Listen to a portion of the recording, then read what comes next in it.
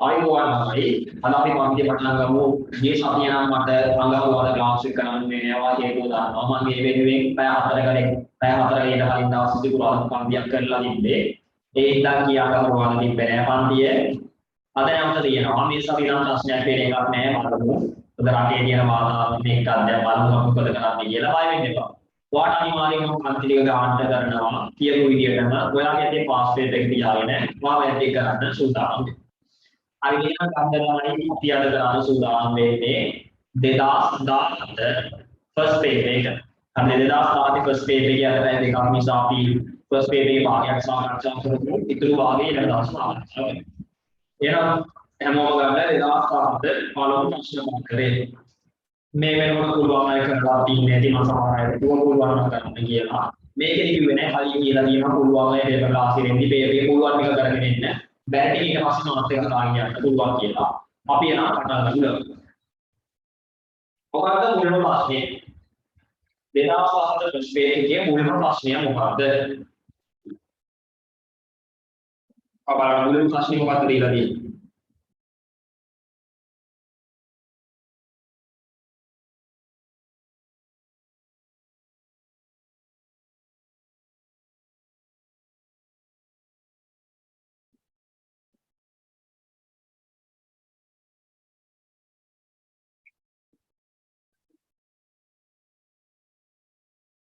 අපරාධ මුල්ම ප්‍රශ්නේ දීලා තියෙන්නේ. ආයතනික මූල්‍ය නිරූපණයේ මූලික අනුමානයේ කොහොමද කියලා අහනවා. ඔයා බලන්න. ඉතින් මූල්‍ය නිරූපණය ප්‍රධාන අරමුණ මොකක්ද කියනවා. මොකද්ද නම් යන්නේ උත්තර. තීරණ ගැනීමට කළමනාකරුවට තොරතුරු සැපයීම. නැත්නම් මූල්‍ය නිරූපණයේ කළමනාකරුවට තොරතුරු සැපයීම උදා නෙවෙයි කරන්නේ. දෙක ආදායම් මත අගුවයි කර ගැනීම සඳහා රජයට තොරතුරු සැපයීම. නැත්නම් අංග 3 මූල්‍ය ප්‍රකාශන පිළිබඳ මතයක් පළ කිරීම සඳහා දෙගණකවරුන්ට තොරතුරු සැපයීම. නැත්නම් මූල්‍ය නිරූපණයේ ප්‍රධාන අරමුණ ඒකයි. ඒ කාරණා නම් තමයි ළමයි හැබැයි ප්‍රධාන අරමුණ ඒකයි මූලික අරමුණ වගේ. අංග 4 මූල්‍ය ප්‍රකාශන නිරූපණ ප්‍රමිත වලට අනුකූලව වීම අධීක්ෂණය කිරීමට තොරතුරු සැපයීම. නැත්නම් අංග 5 තමයි උත්තරය. ආයතනයේ පිළිබඳ අල්මත් වක්වන බාහිර පාර්ශ්වයට තීරණ ගැනීම සඳහා තොරතුරු සැපයීම. ඒකට අංක 5 තමයි උත්තරය.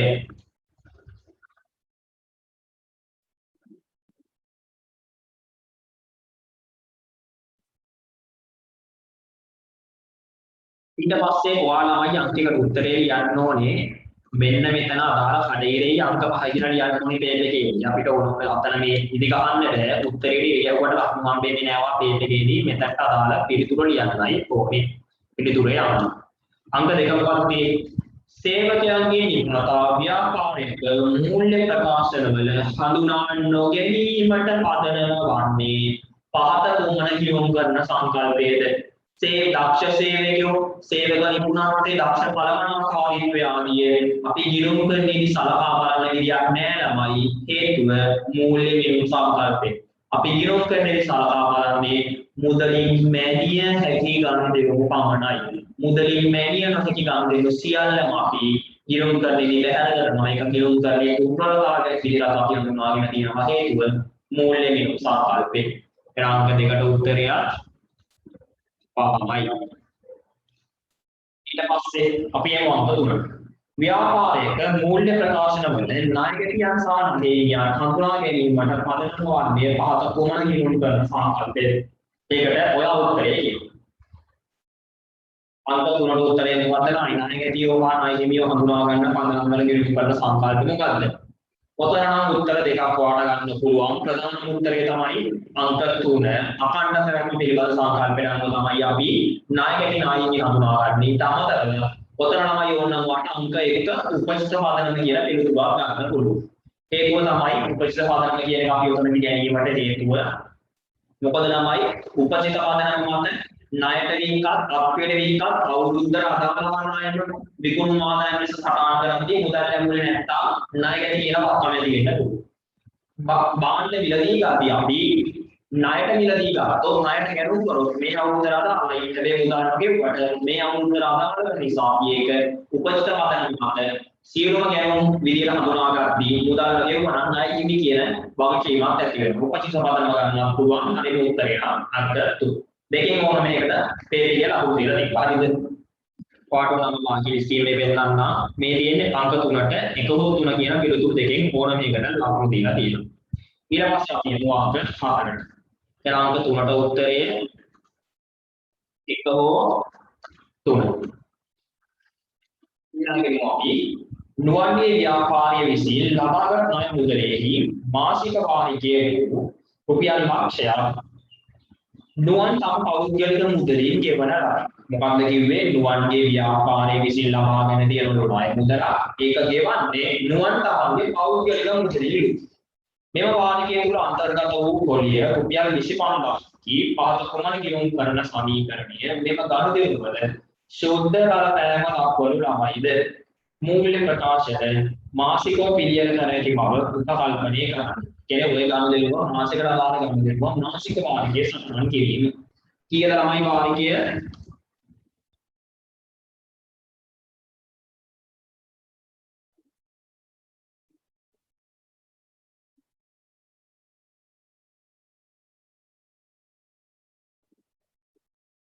හරිද? කීයද ළමයි වාරිකය? අපි ඔය සටහන් කරගෙන ඉන්නවා.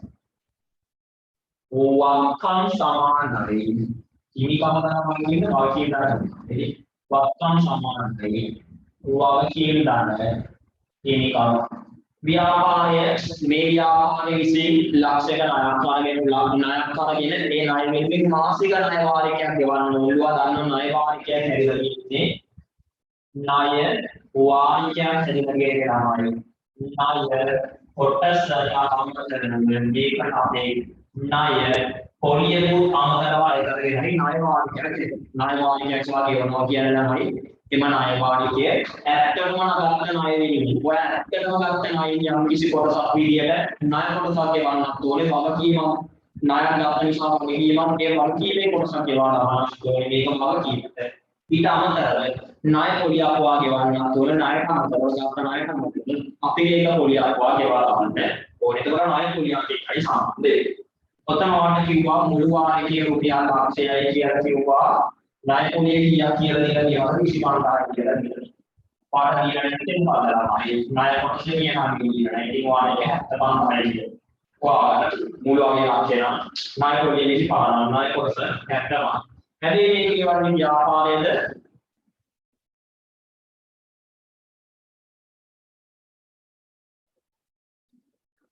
ව්‍යාපාරයේ ණය වාරිකයේ රුපියල් 500යි.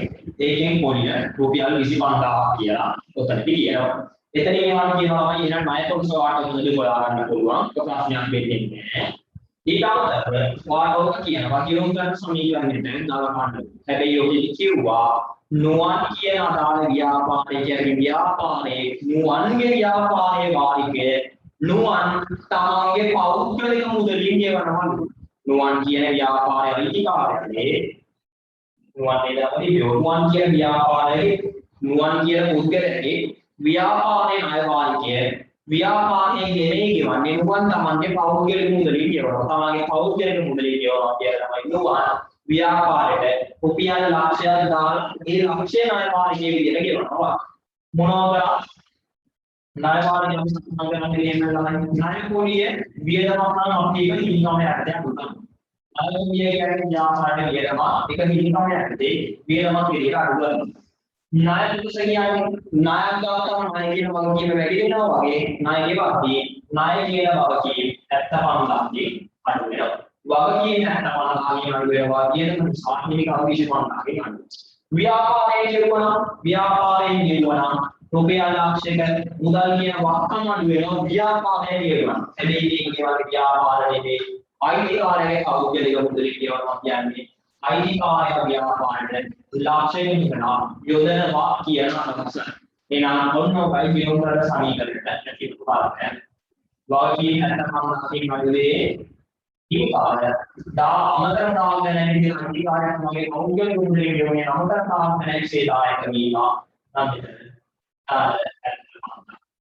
වක්කම් වල කිසිම ආකාරයක් නැත. කියලා කරන්නේ උත්තමත් එක අපි ඊට පස්සේ බලමු ඊළඟේ අංක 5 6 සහ 7 හේතු සැලීමට අනුතුරු මාර්ගා කරන්නයි කියලා කියනවා. මොකක්ද කියන්නේ? ලක්ෂ වර්ගයට රුපියල් ලක්ෂයක් වූ භාණ්ඩ 2017 3.10 දින කුමාර විසින් අමල්ට 10%ක වෙළඳ වට්ටමක් අඩු කිරීමෙන් පසුව ණයක විකුණන ලදී කියලා කියනවා. මෙම විකුණු භාණ්ඩවල පිරිවැය රුපියල් 60,000ක් කියලා ඔයාලට දීලා තියෙනවා. ඊට පස්සේ කියනවා අමල් විකුණු මිල රුපියල් 30,000ක් වරහන් ඇතුළේ කියන පිරිවැය 20000ක් වූ භාණ්ඩ 2017 3.15 දින පසුව වෙනවා. මේකම ළමයිට විකුණන්නේ කවුද? කුමාර විසින් අමල්ට විකුණන. හරිද? කුමාර අමල්ට විකුණද්දී කුමාර මුලින්ම ලක්ෂයක භාණ්ඩ විකුණනවා. හැබැයි විකුණද්දී වෙලට වට්ටමක් දෙනවලු. ඊට පස්සේ කුමාර අමල්ට දීලා අමල්ට විකුණලා අමල් එපා කියලා නේද? කුමාරට කිසි කොටසක් ආපසු එවලු. ඊට පස්සේ කියනවා 2013 දින ආපසු එවනවා කියලා. 100% මුදල් වට්ටමක් ලැබීමෙන් පසු 2017 3.31 දින අමල්ට ගෙවිය යුතු ශේෂය පියවරලා කියලා ඔයාලට ඔතනදී දීලා තියෙනවා. අද කොහොමද ළමයි එක ගියුම් ගත කරන්නේ? ඔයයි මම ගියුම් ගන්න කිරීමක් නෙවෙයි අර පහේ කියන්නේ. මෙම ගනුදෙනුව කුමාරගේ ව්‍යාපාරය සටහන් කිරීමට යොදා ගනු ලබන මූලික ලියකියවිලි අනිකුරු වෙලින් වරවනවා. මුලින්ම උතර දෙන්නේ මොකද? කුමාර කියන ළමයි පාණ්ඩ විකුණන පුද්ගලයා. කුමාර කියන ඡාත්‍ර විකුණනවා මොකද? කුමාර පාණ්ඩ විකුණනවා අමල්ට. එහෙනම් කුමාර කියන්නේ කවුද? විකුණුම් කරු. අමල් කියන්නේ කවුද? ගෑණි කරු. කීයක පාණ්ඩ තමයි විකුණන්නේ? ලක්ෂයක පාණ්ඩ ලක්ෂයකට විකුණන්නේ. ඒ විකුණන භාණ්ඩවල පිරිවැය කියනවා 60,000ක පිරිවැය විකුණන්නේ මොකද්ද? 60,000 පිරිවැය වන භාණ්ඩ විකුණනවා 60,000 පිරිවැය වන භාණ්ඩ විකුණනවා ලක්ෂයකට. හැබැයි ළමයි ලක්ෂයකට විකුණන්නේ නැහැ. ඔය භාණ්ඩ වල කුංගල කියලා රුපියල් 100ක් කියලා ගහලා ඉන්නකට ඒකෙන් 100 දාලා භාණ්ඩ විකුණද්දී භාණ්ඩ විකුණන අවස්ථාවේ වෙනද වට්ටමක් පිළියෙල දෙනවා. ඔයාලා දන්නවා වෙනද වට්ටමක් විකුණන බදලනවා. හැබැයි අපි ගියුම් ගන්නවා වෙනද වට්ටම අඩු කරලා මේකන් භාණ්ඩවල ලකුණු කරගෙන යන අක්ෂය. ඕකේ 10% වෙනද වට්ටමක් හම්බෙනවා කියන්නේ මෙයා විකුණන කාර්ය කියලා කුමාර කියලා. අමල්ට වට්ටම භාණ්ඩ ටිකට 10% වට්ටමක් සහිතව දෙන්නා කියන. එහෙනම් වෙනද වට්ටම භාණ්ඩ වෙනදම් කරලා භාණ්ඩ විකුණද්දී වට්ටමක් සිද්ධ ලක්ෂ්‍ය 10% කියන්නේ කියලා ලක්ෂ්‍ය 10% කියන්නේ කියලා දැන් ලක්ෂික භාණ්ඩ ලක්ෂයක නෙවෙයි විකුණන්නේ ලක්ෂික භාණ්ඩ වලින් 10,000ක් ලක්ෂික භාණ්ඩ වලින් 10,000ක් වෙනද වට්ටම කියනවා 90,000යි විකුණන්නේ. එහෙනම් අපිට මෙතන විකුණුම් වල කියන ලක්ෂය ගන්න කියන්නේ අපි විකුණුම් වටිනාකම විදියට ගන්න ඕනේ කීයද 90,000. ඔය කියන්නේ මොකද්ද තමයි උතනදී 60,000ක් පිළිවෙල වල රුපියල් 90,000කට විකා කියන ණයයි විකුණන්නේ. එහෙනම් ඔයා කියන්නේ මට ඔක ගියුම් ගාලා ගන්න මුලින්ම ඕනෙම බලන්න. ණයට විකුණුම් ගියුම් ගාලා ගන්න ඕන කොමර්ෂල් මූලික ලියවිල්ල විකුණුම් ඉන්වොයිස් එක ඉන්වොයිස් එක වශයෙන් ඊට පස්සේ කියනවා මෙයාට විකන් මෙයාට විකුණුම් වගේ යාට කිසි කොටසක් එපා කියලා කුමාර විසින් අමල් විසින් නැවත කුමාර මුලින්ම විකා මෙයා විකා කියන්නේ නාටක කියලා නේද? ගැනුම් පරුවන නැවත එපා කියලා කුමාරට නැවත එපා කියලා කොටසක් කියනවා. ආපසු එවැනිකේ කොටස වටිනාකම කීයද කියන්නේ ආපසු එවැනික වටිනාකම ආපසු එවැනික වටිනාකම කීයක් කියලා කියනවාද ආපසු එවැනික වටිනාකම කියලා කියන්නේ ආපසු එවැනික වටිනාකම 30,000ක්ද පිරිවැය 20,000ක් වලද කියලා කියන පිරිවැය 20,000ක් වල 30,000කට විකුණන කොටසක් තමයි මේ ආපසු එවනවා කියලා ඔයාලටදී කියන්නේ මෙන්න මේ කියන්නේ විකුණුම් මිල 30,000ක් වන විකුණුම් පිරිවැය 20,000ක් වගේ මාධ්‍යමාකරණ හදාගන්න ඒවා කියන්නේ. ආපසු ඒ වුණාට අදාළ දීප සමානුපාත තමයි ණයට ගිහින් ගනුදෙනු ආන්නේ කාගේ පැත්තෙන්ද? ගනුදෙනු ආන්නේ කුමාරගේ පැත්තෙන්. කුමාර දීපන විකුණුම් ඉන්වොයිස් මුල්‍යයෙන් මොකද්ද? විකුණුම් invoice මූලාශ්‍රය විකුණුවාගේ ආපහුවා කියන කුමාර නිරුණාම දීගේ කියන පද විකුණුවා පස්සේ වරනවා ආපසු ඒ උන් කියලා ආපසු ඒ උන් වලට අදාළ මූලාශ්‍රයේ ඉන්න පාද ආපසු ඒ උන් වලට අවශ්‍ය මූලාශ්‍රයේ ඉන්න කාරණා ගන්නවා විකුණුද්දී නායකයෝ වැඩි වෙනවා නම් නායකයෙක් කිනුමට අහගන්න එපා කියලා ආපසු වෙවද්දී එපා කියලා ආපසු වෙවද්දී නායකයෝ නැවත අඩු වෙනවා එපා කියලා ආපසු වෙවද්දී අර වැඩි වෙච්ච නායකයා නැවත අඩු වෙනවා අර ළමයි එපා කියලා ආපසු වෙවද්දී නායකයෙක් ගම නායකයෙක් කියන වර්තම වැඩි වුණා නායකයෙක් මට අර එපා කියලා ආපසු නැවත අපිට වෙවද්දී නායකයෙක් කියන වර්තම අඩු වෙනවා එයා මුලාක්ෂණය කියනවාද විකුණුම් ඉන්වොයිසිය දෙවෙනි මූලාශ්‍රයේ ඉඳලා ඊට පස්සේ කියනවා ඉතිරි වටිනාකම මේ වටිනාකම අවශ්‍යුවට පස්සේ ඉතිරි වටිනාකමට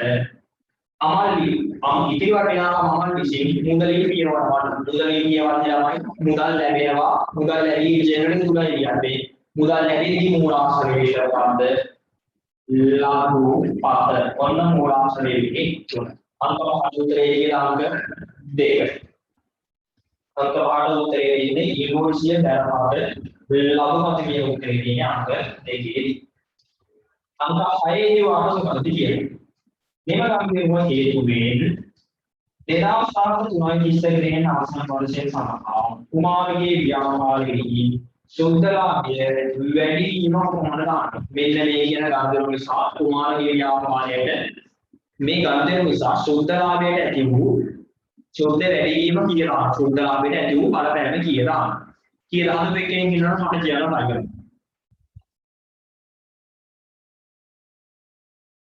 ණයට විකුණන්නේ විකුණන ලවල් ලක්ෂණය වල හැටම කියන්නේ ණයට විකුණනවා 60000ක් පිළිවෙලවන තුමියා ලක්ෂයකට ණයට විකුණනවා හරි 60000 ලක්ෂයකට ණයට විකුණනදී මෙන්න මෙතන කියන වෙනදවට තියෙනවා වෙනදවට අඩු කරන බැරි වටිනාකම තමයි අපි විකුණන වටිනාකම කියලා සලකන්නේ මොකද කවදා හරි අපි ණයට විකුණලා කවදා හරි අපි ගන්න දෙකේ යන ගාවින් දැන් 60000 කියනවා 90000කට විකුණන කියන්නේ වරමාන කියන්නේ මෙතන ලාභය කියලා කියනවා 60000 කියනවා උදාහරණයක් කියන්නේ 30000 ලාභයක් තියෙනවා. හරිද? ඔන්නෝක සුද්ධාපේ ගෑනි වෙනවා. ඒ කාරණේ නිසා 60000 තෝමියා අඩු වෙනවා. 90000 ඉක්කගෙන අපි 30000 දාලා ලාභයක් තියෙනවා. ඊට පස්සේ ලාභයෙන් ගමයි කීයක් අයින් වෙන්න ඕන? අපි හිතුවා විකුණන්නේ ලාභ 30000කින් වැඩි වුණා කියලා ලාභයක් ඇති වුණා 30000. හැබැයි ළමයි 20000ක් පිළිවෙලවන තෝමියා 30000කට විකුණෝ ඒ තොගයෙන් පිළිවෙල 20000ක් වන 30000 විකුණුම් වෙනවා.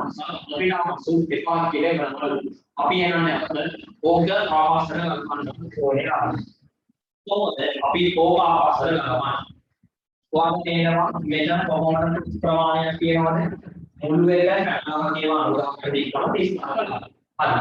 ඒ මුළු තොගයෙන් 30000 ලාභ. හැබැයි 20000ක් පිළිවෙලවන 30000කට විකේ ආපහුවනවා කියන්නේ 10000ක් ලාභය යන්නේ. 20000 එකක් 30000කට විකුණුවොත් ඔය මුළු වගේ මේ මුළු වටිනාකම 20000ක් පිළිවෙලවන 30000කට විකුණුවොත් කොටසක් කියලා 10000 මේ අදාළ ආපසු ගෙවීම් වලදී 10000ක ලාභයක් තමයි වෙනවා. දැන් ගානදී 10000ක් නැහැ. විකුණන්දී මේ මුළු තොගයම දීපන් මුළු තොගයම විකුණන්දී 30000ක ලාභය වෙනවා. හැබැයි ආපසු ඒවා කියනවා යම් කිසි කොටසක් එවනවා කියන්නේ තමයි වැඩි වෙච්ච දාලා කලින් විකුණන්නේ වැඩි වෙච්ච දාලා ආපසු ඉවස් වෙනවා. ආපසු එකදී ලාභය නැවත ලාභකී අඩු වෙනවා. ඔය තමයි මේ අනුගාමී ලැබෙන තිබා අනුගාමී විස්තරම අවශ්‍ය වෙන අයගේ ඉතිරි වෙන්නේ කියලා තමයි අනුගාමී ණයගේ ණයට එක්ක සාමදාන ණයගේ කැරිුණා එයා 30000 කියන ආපසු වෙන නිසා ණයගේ කියන්නේ කියන්නේ අනුගාමී වටිනාකම 30000 වටිනාකමක් ලැබෙන්නේ නැහැ නම් ඒක 60000 විතරයි ණයගේ කියන්නේ ණයගේ කියන්නේ අපිට ලැබෙන විදුලාභය කියන්නේ 60000 ඔය 60000 ණයගේ කියන්නේ නැහැ කියනවා තමයි හැබැයි 30000 වාගේ අවශ්‍ය වෙනවා. ළමයි දෙකකින් අපිට දැනගන්න තියෙන්නේ ඉතුරු 60000 විතර. ඔය 60000 මුදල් ලැබෙන්නේ කියන්නේ 100කට පාද මුදල් වටනවා තේරෙනවද? මෙතන තියෙන්නේ 100කට පාද මුදල් වටන. මායේ මුදල් ලැබෙද්දී දුන්නාට අපේ කියලා තමයි ඇටලයිස් කියන වාක්‍යය. ඇටලයිස් කියන වාක්‍යයේ වටිනාකම වෙන්නේ තුන්මයි. එහෙනම් තුන්දාක වටිනාකම දෙනවා කියලා අපි අපිට ඇත්තම කියා පාඩක තුන්දාක වටිනාකම නිසා. ලාභය අඩු වෙනවා තුන්දාක. මෙන්න දුර්වාර්ථ නිසා ලාභය අඩු වෙනවා. අපස් යොමු නිසා ලාභය අඩු වෙනවා. ඊට අමතරව මුලින් කලින් විස්ක නිසා ලාභේ වැඩි වුණා.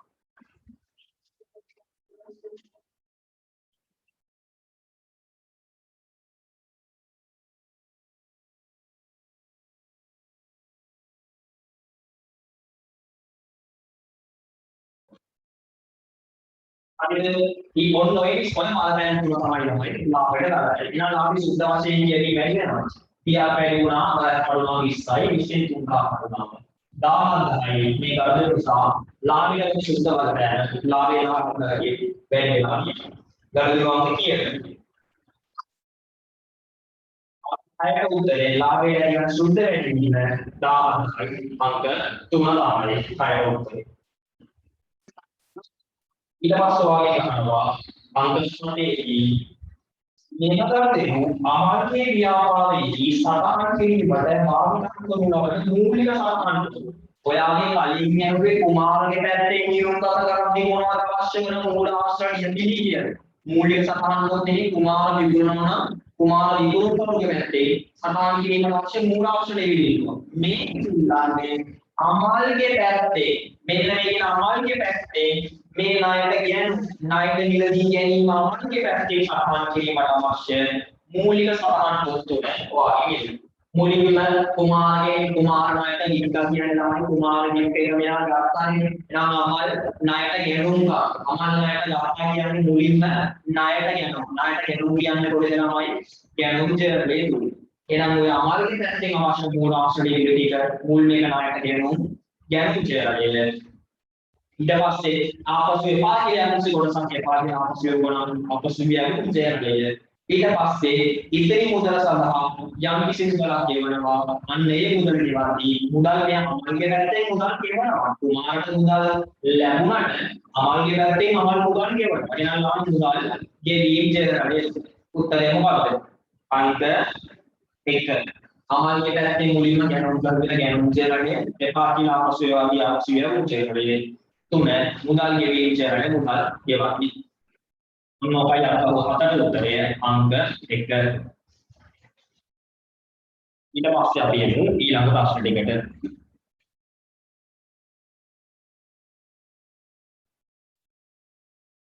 අංක 8 පහත දුරු ව්‍යාපාරයේ පොත්වලින් උපුටා ගන්නවද කියලා දීලා තියෙනවා මොනවද ළමයි අවුරුද්දේ මුල ශේෂ අවුරුද්දේ අංශේෂ දීලා තියෙනවා අන්න මේ දානවා මේ වේදේ දෙනා 17 වේදේ කලාවේ ඉස්සන අවශ්‍ය වාසුත් ඔතනින් ඇඳලා හරි කියා ගන්න අවුරුද්දේ කියා ගන්න 2017 අවුරුද්දේ වේදේකට අවශ්‍ය වෙන ගියුම් කරන්න අවශ්‍ය කරන්නේ 2017 වේදේකට අවශ්‍ය වෙන අදාළ වෙන ගියුම් කරන්න අවශ්‍ය වෙන ළමයි 2017 තුනයි 21 දිනෙන් අවසන් වන 2016 අතරයි එක දිනෙන් පාඩම් කරන ගියුම් කරන අවශ්‍ය තමයි 2016 2017 කියන අවුරුද්දේ පේජ් එකට අවශ්‍ය වෙන ගියුම් කරන අවශ්‍ය බවට වෙන්නේ 2017 2020 අවසන් වෙනවා 2023 4යි එකේ පාඩම් කරනවා ඔයාලා දැන් උතන තොරතුරු මොනවද කියලා තියෙන්නේ අවුරුද්දේ මුල ශේෂ අවුරුද්දේ විශේෂ වෙනවා 2017 321 කියන මුල් මාර්ගයෙන් විකේ වාරයේ අගශේෂ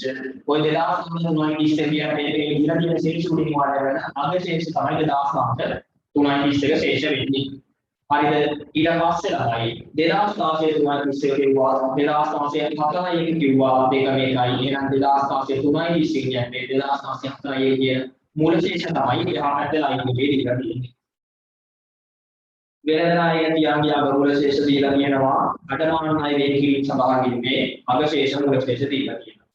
යටින් කියනවා ආස්ථාව දෙදා ආස්ථාව තුනයි 20 දිනකට අවසන් වර්ෂය තුලදී 60000 බෝල්ලයි විශ්ව කපා හැර ඒ බෝල්ලයි කිරීමේ වාර්තා කර හරිද ඒවා සමානකට ඉස්සර බෝල්ලයි කපා හැරුණා. එයි නේද බෝල්ලයි කිරීමක ශේෂයක් දිරන්නේ. ඔයා දන්නවමයි බෝල්ලයි කියන්නේ මොකද්ද? බෝල් ණය කියන්නේ වියදම් කිව්වා. ඔතන තියෙන්නේ ණයකින් කිරීමයි අදමාන ණයකින් කිරීම. මූලාවශේෂ ඇති වෙන්නේ මොන කිව්වද විතරද? වක්කම් වගකීම් හිමිකම් කියන කිරුම් වල විතරයි මූලා විශේෂය දිවෙන්නේ නැත්නම් ඊජේ වර්ගය තිබෙන්නේ වක්කම් වගකීම් හිමිකම් කියන කිරුම් වල පමණයි. ආදායම් සහ වියදම් කියන කිරුම් වල මූලා විශේෂය තිබෙන්නේ නැහැ. අන්න ඒ නිසා තමයි වාට මේ කියන බෝල්නයි කියන වියදම් කිරුමේ මූලා විශේෂයක් දෙන්න නැති නිසා තමයි ඔය මූලා විශේෂ දීලා තියෙද්දි එතනින් ඔයාට බෝල්නයි වල ශේෂය දීලා නැහැ. ඔය දීලා තියෙන්නේ ණයකදී කියලා වක්කමේ මූලා විශේෂයයි අඩමාන ණය කියන වක්කම් අඩුවීම කියන මත මූලා විශේෂයයි දීලා තියෙනවා. තේරෙනවද? වියදමක මූලා විශේෂ දෙන්නේ නැහැ. එහෙනම් ඔය ශේෂයන් කියන වාට කියන්නේ මොකක්ද? පහත කුමන දැන් ඊළඟට කියලා මුල්ම ලයින් කියනවා 2013 ඉස්සෙල් දිනෙන් අවසාන වර්ෂය සඳහා බෝල් පාඩමාන ණය වේද මේ අවුරුද්දට කාල බෝල් ණය පාඩමාන ණය වේද මාසපා ඉතින් මොන්නේ සමහරවයි අඩමාන ණය ටික හොයාගන්න අඩමාන ණය වල අවුරුද්දේ ගුණන කීයක් තිබ්බද ලක්ෂයක් අඩමාන ණය මේ කිරීම ආදායම දැනගන්න විශේෂයි තිබෙන්නේ මුල ශේෂ කරගන්න මාප්‍ය විශේෂය වැරදෙනවා මුල ශේෂාක්ෂයයි අගශේෂ අඩමාන ණය කිරීම වල 1,20,000යි කියලා දීලා තියෙනවා. ඔයා මම කියන්නේ අවුරුද්දේ මුලට අඩමාන ණය ලක්ෂයක් තිබ්බනම් අවුරුද්දේ අඩමාන ණය 20,000ක් තිබ්බනවා. මේ අවුරුද්දට අඩමාන ණය ප්‍රමාණය කීයද?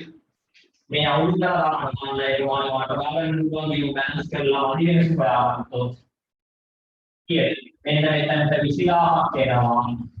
ආපර කියනවා අරගණන් ප්‍රකාශ කරන වාර්ෂික ආදායම ආදායම මොකද 20000 20000 ගත්තේ කොහොමද වසර තුනකට අඩමාන ණය දෙකකින් ලක්ෂයයි වසර අගවේදී ලක්ෂ 20000 වගේ වෙනවා කියන තමයි වාර්ෂික තුලදී ඌණ අඩමාන ණය කියන වෙන් කරන්නේ වියදමක් විදියට වෙන් කරන්නේ 20000 අඩමාන ණය වියදම තේරුම් ගන්න 20000 තමයි මේ අවුරුද්දේ අඩමාන ණය වියදම ඊට අමතරව වාර්ෂික කියන තිබා 20000ක් අඩමාන ණය වියදම බෝල් ණය කියන 60ක් යතුබලු එනම් මේ දෙකේ එකතු තමයි මේ අවුරුද්දාවල බොල් හා අඩමාන ණය වියදම කියන 80,000 හැදෙන්නේ. ඊට පස්සේ ඔයගෙන් අහනවා ඊළඟ මුල්මේ වැඩේ තෝරන්නේ 80,000 කියන විතරේ. බොල් හා අඩමාන ණය වියදම ඊළඟ තවුතරක් ඔයගෙන් අහනවා 2013 කියලා වර්ෂය අවසන් වෙනකොට මෙලද දැකියු දැන් නාරම පිටු වසර අගේදී අනේ කොච්චරක් පිළිගනවා යමුද අගේදී අනේ කියනවා නේද වසර අගේදී අනේ වටිනාකම 2,12ක ණයකදී වටිනාකමක් තියෙනවා. ඔය 1,12 සොල්ලා 1,20,000ක ණයකදී වටිනාකමක් කියන 1,20,000 කියන්නේ. මේ 1,20,000 පොළොස් 120 නාමයෙන් වටිනාකමක් කියන වසර අගේදී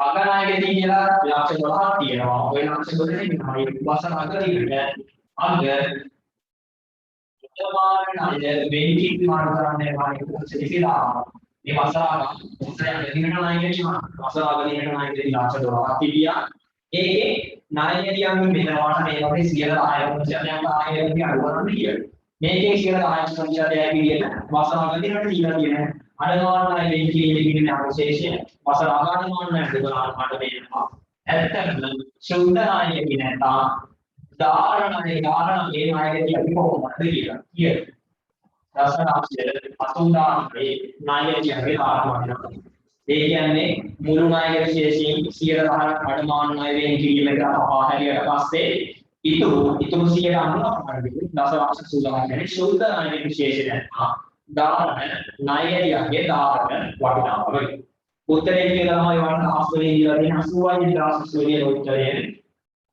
අංක 3 අංක 8 උත්තරය අංක 3 ඊට පස්සේ අපි එමු ප්‍රශ්නාන්ත ළමයේ සම්ප්‍රදාය සභාව පිළිගනු සැලීමට පහත තොරතුරු භාවිත කරන්නට කියලා කියනවා.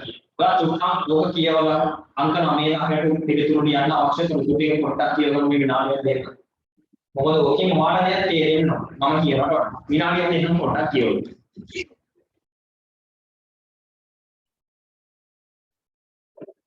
අපගෙන 9 සහ 10ට පිළිතුරු සැපීම සඳහා පහත තොරතුරු භාවිත කරන්නට කියලා තොරතුරු ටික දීලා තියෙනවා. ව්‍යාපාරයේ බැංකු ජංගම ගිණුමක් වශයෙන් සියලු මුදල් ගණන්තු සිදු කරන කියලා දීලා කියනවා. ව්‍යාපාරයේ සියලුම ගණන්තු බැංකු ජංගම ගිණුමක් වශයෙන් සිදු කරයි කියලා දීලා තියෙනවා.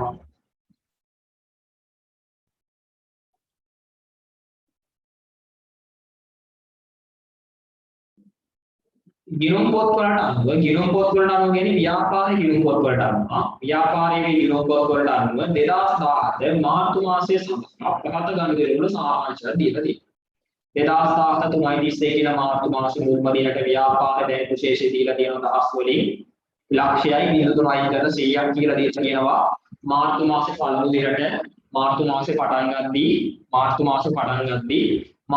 පළමු දිනට මුද බැංකු විනිමය ශේෂය ව්‍යාපාරික ගිණුම් පොත් වලට අනුව මේ ව්‍යාපාරික ගිණුම් පොත් වලට අනුව ලක්ෂයක් කියලා දීලා තියෙනවා 2007 3.31 දිනට කියන මුළු වර්ෂයේ මුළු මාසෙටම මාර්තු කියන මුළු මාසයේ අවසාන දිනට මුදල් ලැබීම් චේරණයේ එකතුව මුළු මුදල් ලැබීම් චේරණයේ මුළු එකතු කරාම 1200ක් වූ ඊට පස්සේ කියනවා 2007 3.31 දිනට මුළු මුදල් ගෙවීම් චේරණයේ එකතුව සියලුම මුදල් ගෙවීම් 900ක් වූ वार्षिक मूल मुदल शेष देगा दिया ना मास मूल मार्च मास मूल मुदल शेष सियरम मुदल लगी ठीक है सियरम मुदल गेवी ठीक वार्ता उन्हें व्यापार गिरम पत्र वार्ता उन्हें शेष दिया दी ये पास बात की है ना बात देदास दाहन हतराई ये करी में हतर दिलने ना देदास दाहन हतर दिला किया लगा योगा दांडवा मे किया मार्च मास दाल कर देंगे मेरे मार्च मास नाल अपे व्यापार है गिरम पत्र गिरम कथा करना व्यापार कहते मार्च मास दालो व्यापार गिणुमක් ආකාරයේ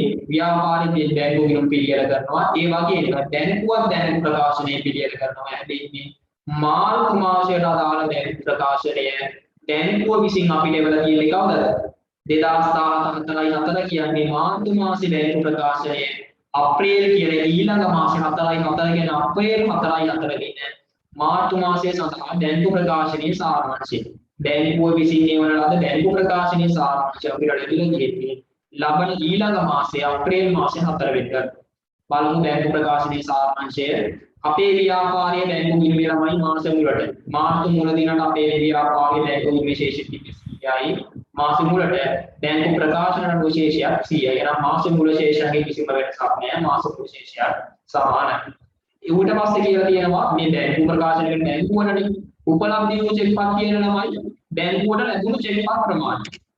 ඔයා බලන්න ඔතනින් වෙනසක් හොයාගන්න පුළුවන්. මුදල් ලැබීම් ජර්නල් එකතුව කියන්නේ ව්‍යාපාරට මුළු මුදල් ලැබීම් වල එකතුව දීලා තියෙනවා 1200ක්. ව්‍යාපාරට මුළු මුදල් ලැබීම් ලැබිලා 1200ක්. ඔයා දන්නව ළමයි බැංකු ජංගවල ගිණුමක් ආශ්‍රයේ සියලු මුදල් ගනුදෙනු සිදු කරයි කියලා උඩ දෙනවා. ඒ කියන්නේ ව්‍යාපාරට මුදල් ලැබෙන සියලුම දේවල් ව්‍යාපාරයේ බැංකු ගිණුමේ දානපත් කරලා බැංකු ගිණුමක් ආශ්‍රයෙන් තමයි සියලුම ගනුදෙනු කරන්නේ. අපිට ගනුදෙනු කරන්නේ නැහැ සියලුම ගනුදෙනු බැංකු ගිණුමක් ආශ්‍රයෙන් තමයි කරන්නේ. නම් මාස තුනදී මුළු මුදල් ලැබීම 1200 හරිනම් අපිට මුදල් ලැබුණා වගේම බැංකුවට ඔබ ගිහිල්ලා දානපත් කරාම බැංකුවට බැරෙන්න ඕනේ. නැත්නම් බැංකුවට උපලබ්ධ වෙන්න ඕනේ. හැබැයි අපිට 1200ක මුදල් ලැබිලා තිබ්බට හැබැයි බැංකුවට උපලබ්ධ වෙලා තියෙන නැත්නම් බැංකුවට බැර වෙලා තියෙන්නේ කීයද? බැංකුවට බැර වෙලා තියෙන්නේ කීයද ළමයි? බැංකුවට බැර වෙලා තියෙන්නේ 1000. අපිට ව්‍යාපාර චෙක් 1200ක වටිනාකමක් කියන මුදල් ශේෂයක් ලැබුණාට අපි බැංකුවට බැර කරලා තියෙන අපේ බැංකු ගිණුමට බැංකු ප්‍රකාශනයේ බැංකුවට බැර වෙලා තියෙන්නේ බැංකුවට එකතු වෙලා තියෙන්නේ 1000. ඔයාට ඔතනින් වෙනස 200ක් හොයාගන්න පුළුවන් ওই 200 මොකද්ද? තැන්පත් කරනමුත් බැංකුවට බැරනු නැත්නම් බැංකුවට උපලබ්ධ වූ චෙක් පත් තමයි ඔන්න ඔය කියන 200. හරිනම් මුළු මුදල් ලැබීමේ 1200යි. ඔක හරිනම් 1200 විදිහට බැංකුවට කියන්න ඕනේ. හැබැයි බැංකුවට වැටෙන තියෙන්නේ 1000. ඊට 200 මේ තැන්පත් කරනමුත් බැරන වූ චෙක් පත්. ඊට පස්සේ අපි එමු 2007 3.31 දිනට මුළු මුදල් ගෙවීම. වර්ෂය තුලදී මුළු මුදල් ගෙවීම කීයද? 900ක් වූ මාර්තු මාසයේ තුලට මුළු මුදල් ගෙවීම 900ක්. හැබැයි බැංකුව විසින් ගෙවන ලද චෙක් පත් ප්‍රමාණය කීයද? බැංකුව විසින් මුදල් ගෙවලා තියෙන්නේ 7,50,000 නැත්නම් 750ක් විතර. අපි ව්‍යාපාරයේ විසින් 9,50,000ක 900ක බැංකුව විසින් ව්‍යාපාරයේ විසින් ව්‍යාපාර චෙක් පත් කියන 900ක චෙක් පත් ඉක්ුත් කරනවා. චෙක් පත් වලින් ගනුදෙනු කරනවා කියලා කියනවා නම් සියලු බැංකු ගිණුමක් ආශ්‍රයෙන් හැම දෙයක්ම වෙන්නේ කියලා. එහෙනම් අපි 900ක චෙක් පත් ඉක්ුත් කරලා කියනවා මේ මාර්තු මාසෙ තුල. හැබැයි මේ චෙක් පත් වලින් බැංකුවට ඉදිරිපත් කරලා බැංකුවෙන් ගෙවීම කරන ලද නැත්නම් බැංකුවෙන් මුදල් අරගෙන තියෙන 750. ඔයාලට පේනවා ওই දෙක අතර කීයක වෙනසක් තියෙනවද? 150ක වෙනසක් තියෙනවා කොහොමද? 900ක චෙක් එකක් නිකුත් කරාට 750ක චෙක් එකක් විතරයි නම් බැංකුවට ඉදිරිපත් වුණේ. ඉතුරු 150 නිකුත් කර නමුත් බැංකුවට ඉදිරිපත් නොවූ චෙක් එකක් ප්‍රමාණය 150යි. ඔය දෙක වාට කෙලින් දීලා නැහැ. ඔය දෙක ඔයා හොයා ගන්න ඕනේ. ඊට පස්සේ කියනවා ඍජුවම බැල කරන ලද ස්ථාවර තැන්පතු පොලි. ඍජු ප්‍රේෂණය කියලා බැංකුවට කෙලින්ම 200ක ඍජු ප්‍රේෂණය කියලා ලැබිලාලු. අපි ඒක දන්නේ නැහැ. අපි බැංකු ප්‍රකාශනය ආවට පස්සේ තමයි ඒක දැනගන්නේ. ස්ථාවර නියෝග කියලා බැංකුව විසින් යම්කිසි ගෙවීමක් කරලා පනනත ඒක දාන්නේ බැංකු ප්‍රකාශනය ආවට පස්සේ තමයි. සාමාන්‍යයෙන් ඔයා දන්නවා තමයි මේ අන්තිම කාරණා දෙක අපි දැනගන්නේ බැංකු ප්‍රකාශනය ලැබුණට පස්සේ. කියවමු අපි ටික ස්ථාවර තැන්පතු පොලිය සහ ස්ථාවර නියෝග මම මේ අන්තිමට කියපු එක. ස්ථාවර තැන්පතු පොලිය සහ ස්ථාවර නියෝග ගෙවීම පොත්වල සටහන් කරනු ලබන්නේ බැංකු ප්‍රකාශනය ලැබීමෙන් පසුව. ඒ කියන ළමයි අපි බැංකු ප්‍රකාශනය ලැබෙනකම් මේක ගැන කිසිම දෙයක් දන්නේ නැහැ කියන එක තමයි ඔයාට උතනින් කියන්නේ. අපි ඔක ගැන දැනගන්නේ බැංකු ප්‍රකාශනය ලැබුණාට පස්සේ ඉඳන්යා. ස්ථාවර තැන්පතු කියලා දෙවියෝ අපේ බැංක් account එකට කෙලින්ම සල්ලි වෙලා නේද කියන්නේ. ඒ වගේම ස්ථාවර නියෝග විදියට මෙන්න මේවා 50ක් ගෙවලා නේද කියලා දැනගන්න බැංකු ප්‍රකාශනයට අරකට පස්සේ. ඊට පස්සේ ඔයාලා දෙනවා 2013 දිනට උපලබ්ධි නොවූ ගෙවීමට ඉදිරිපත් කළ චෙක්පත් කිසිවක් නොවිය කියන ළමයි මාසෙ මුල දිනට මාර්තු මුල දිනට කිසිම විශේෂ වෙනසක් නැහැ කියන එක ඉතින් ඔයාලා දැක්කම පෙවුණා මාසෙ මුලට අපේ ව්‍යාපාරයේ බැංකුවේ විශේෂ 30යි බැංකු විශේෂ 30යි මාසෙ මුලට කිසිම වෙනසක් ඔය කියන ගානදී ඇති වෙලා නැහැ. වසර තුනදී වෙනස්කම් තමයි ඇති වෙලා තියෙන්නේ. මොනවද වගේ අහන්නේ 2013 දිනට ව්‍යාපාරයේ මුදල් කිරීමේ සංශෝධිත ශේෂය කොපමණද? මේ මාසයේ අන්තිම දිනට සංශෝධිත මුදල් ශේෂය වාට ගණනය කරන්න කියලා කියනවා. සංශෝධිත මුදල් ශේෂය ආවම කලින් තමයි අපි මුලින්ම හදපු බැංකු වෙනවා මුල ශේෂය විදියට 100යි. මුල ශේෂය විදියට 100යි. ව්‍යාපාරයේ පැත්තෙන් දැනුමන ව්‍යාපාරයේ තේරීමක් විදියට අපි හදන්නේ මුල ශේෂ 100ක් කිව්වා. මුළු මුදල් ලැබීම කියන 1600 කියන මුදල් ලැබීම 1600යි. මුළු චෙක්පත් නිකුත් කිරීම 900යි කියලා බැංකු කිරීමේ මෙන්න ප්‍රමාණය නංගනවා. මේ ව්‍යාපාරයේ මුලින්ම හදන බැංකු කිරීමේ ශේෂය. කීයක් කියනවද? 1300යි 1300 900 කලමාන පස්සේ 400ක් ගේ 400ක් ඊයේ කියලා බැංකු කිරීමේ ශේෂය විදිහට ඉතිරි වෙනවා. හැබැයි ඔයාලට පේනවා මේ ශේෂය අතර අපි අතුමාන කරපු දේවල් තියෙනවා. ඔයාලා අනුව බැලන්ස් සූත්‍රය කියන ප්‍රාණය සම්පූර්ණ මොකද්ද? වැරදි මගේ හැරෙන්නේ වෙනස් ව්‍යාපාරයට ගන්නවා ව්‍යාපාරයේ මොන මේවා සංශෝධිත රැඳවීම අතුලක් කරන්න නෙවෙයි ඊට පස්සේ අපිට සංශෝධිත රැඳවීමේ සංශෝධිත රැඳවීම අතුලක් කරන්න ව්‍යාපාරයට ගන්නවා සංශෝධිත රැඳවීම අතුලක් කරන්න අපි නම් කියනවා අපි මගේ හැටියට සංශෝධිත රැඳවීම අතුලක් කරනවා අපිට මගේ හැටියට කියලා දීපුවද පුතේ මගේ හැටියට දෙකක් තිබ්බා අපි සංශෝධන දැනුම කියන දැනනවා ඊට පෙර පිළියෙල කරපු වැරදියකෝ පිළියෙල කරන දැනුම විශේෂ මූලට ආවනේ මේ සංශෝධන දැනුම මාර්ග සංශෝධන දැනුම වලින් ආරෝහණය මොනවද අපිට මාගේ හිතනවා මේකේ අපිට වැරදි නැහැ කිසිද වැරදිනාවේ මගේ දැනුම මොනවද රුජුම මේ දැනුම වල පොඩියක් නැතිලා කියන 200 රුජු ප්‍රේෂණ විදියට පොඩියක් නැතිලා අපි යන්නේ ඒ වගේම ස්ථාවර නියෝගයේ කියලා බැංකුවේ අඩු වෙලා කියලා නේ අන්න අපිට මොනේ දෙයක් ඒ දෙක ඇතුළත් කරනවාදී සංශෝධිත රැඳවීම පිළියෙල කරනවා කීයද ශේෂය 600යි 650 ගියාම 550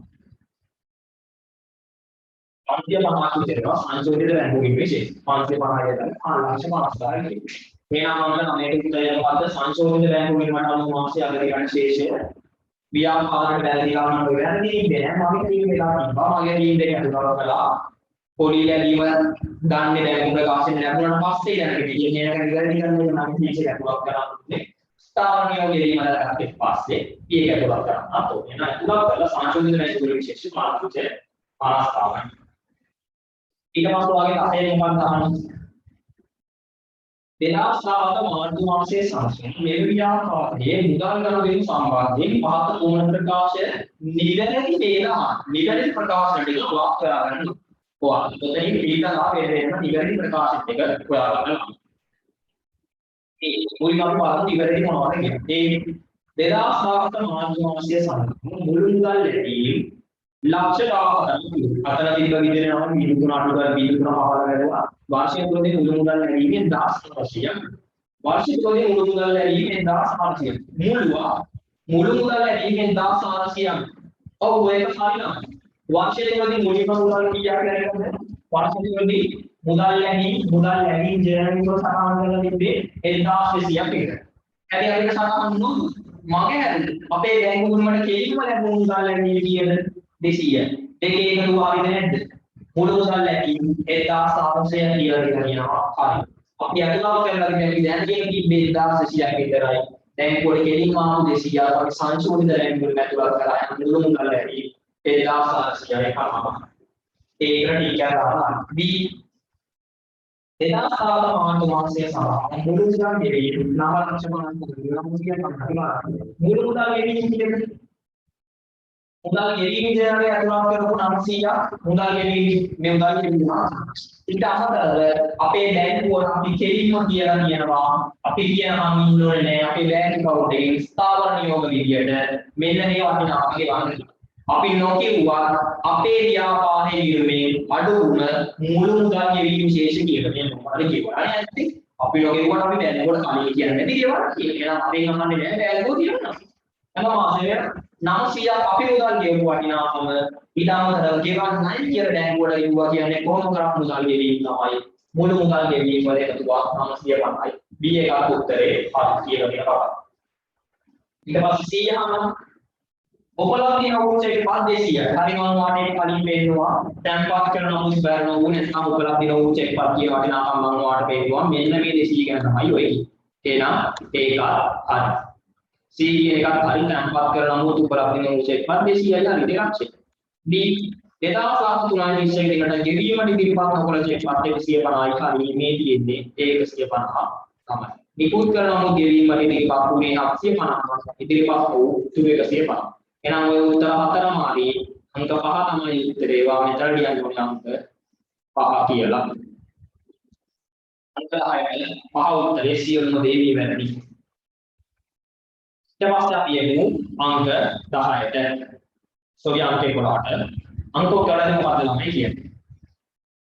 ඉරුම් වාර්තා නිසිපන්දි පවත්වා ගන්න නොලබනවා. පවත්වා ගන්න නොලබන ව්‍යාපාරයක එකකට අදාළව පහත තොරතුරු ඔබ වෙත ලබා දී ඇත කියලා කියනවා. මොනවද දෙන්නේ? 2016 කියන වසර මුල ශේෂ මෙතන තියෙනවායි වසර මුල මොන ලියාගෙන වසර මුල 2013 කියන්නේ වසර අගශේෂ. වසර මුල ශේෂ පස්සේ වසර අගශේෂ තමයි මුලින්ම තියෙන්නේ. පටලවා ගන්න තුලියා. මෙතන තියෙන්නේ වසර අගශේෂ 2000 වසර මුල 2013 කිව්වා 2004 කිව්වා වසර මූල ශේෂය. හරිද මෙතන තියෙන වසර මූල ශේෂ. වසර අගශේෂ 2017 3.31 කියන්නේ වසර අගශේෂය. ප්‍රාග්ධනීය වසර මූල ශේෂය අගශේෂය දීලා තියෙනවා. ප්‍රථමාගත තිපේ වල වසර මූල වසර අගශේෂය දීලා තියෙනවා. අයිතිකරු වාර්ෂිකව අපි අද දහස් වලින් තියෙන ඉඳලා නම් මෙතන විදුතුන් සුත්තක් අපාගෙන ඉදපුවට ඒසිවට පැටලෙන්නේ නැහැ. අයිතිකරු වාර්ෂිකව 50ක මුදල පෞද්ගලික භාවිතය සඳහා ව්‍යාපාරය ලබා ගන්න. අයිතිකරු අවුරුද්දේදී 50ක ගැලී කරලා මෙම මුදල ව්‍යාපාරයේදී පවත්වා ගන්න ලබන්නේ එකම සංචිතය වල සඳවාගත් තිබෙීම වලට හර කරන ඇත්ත.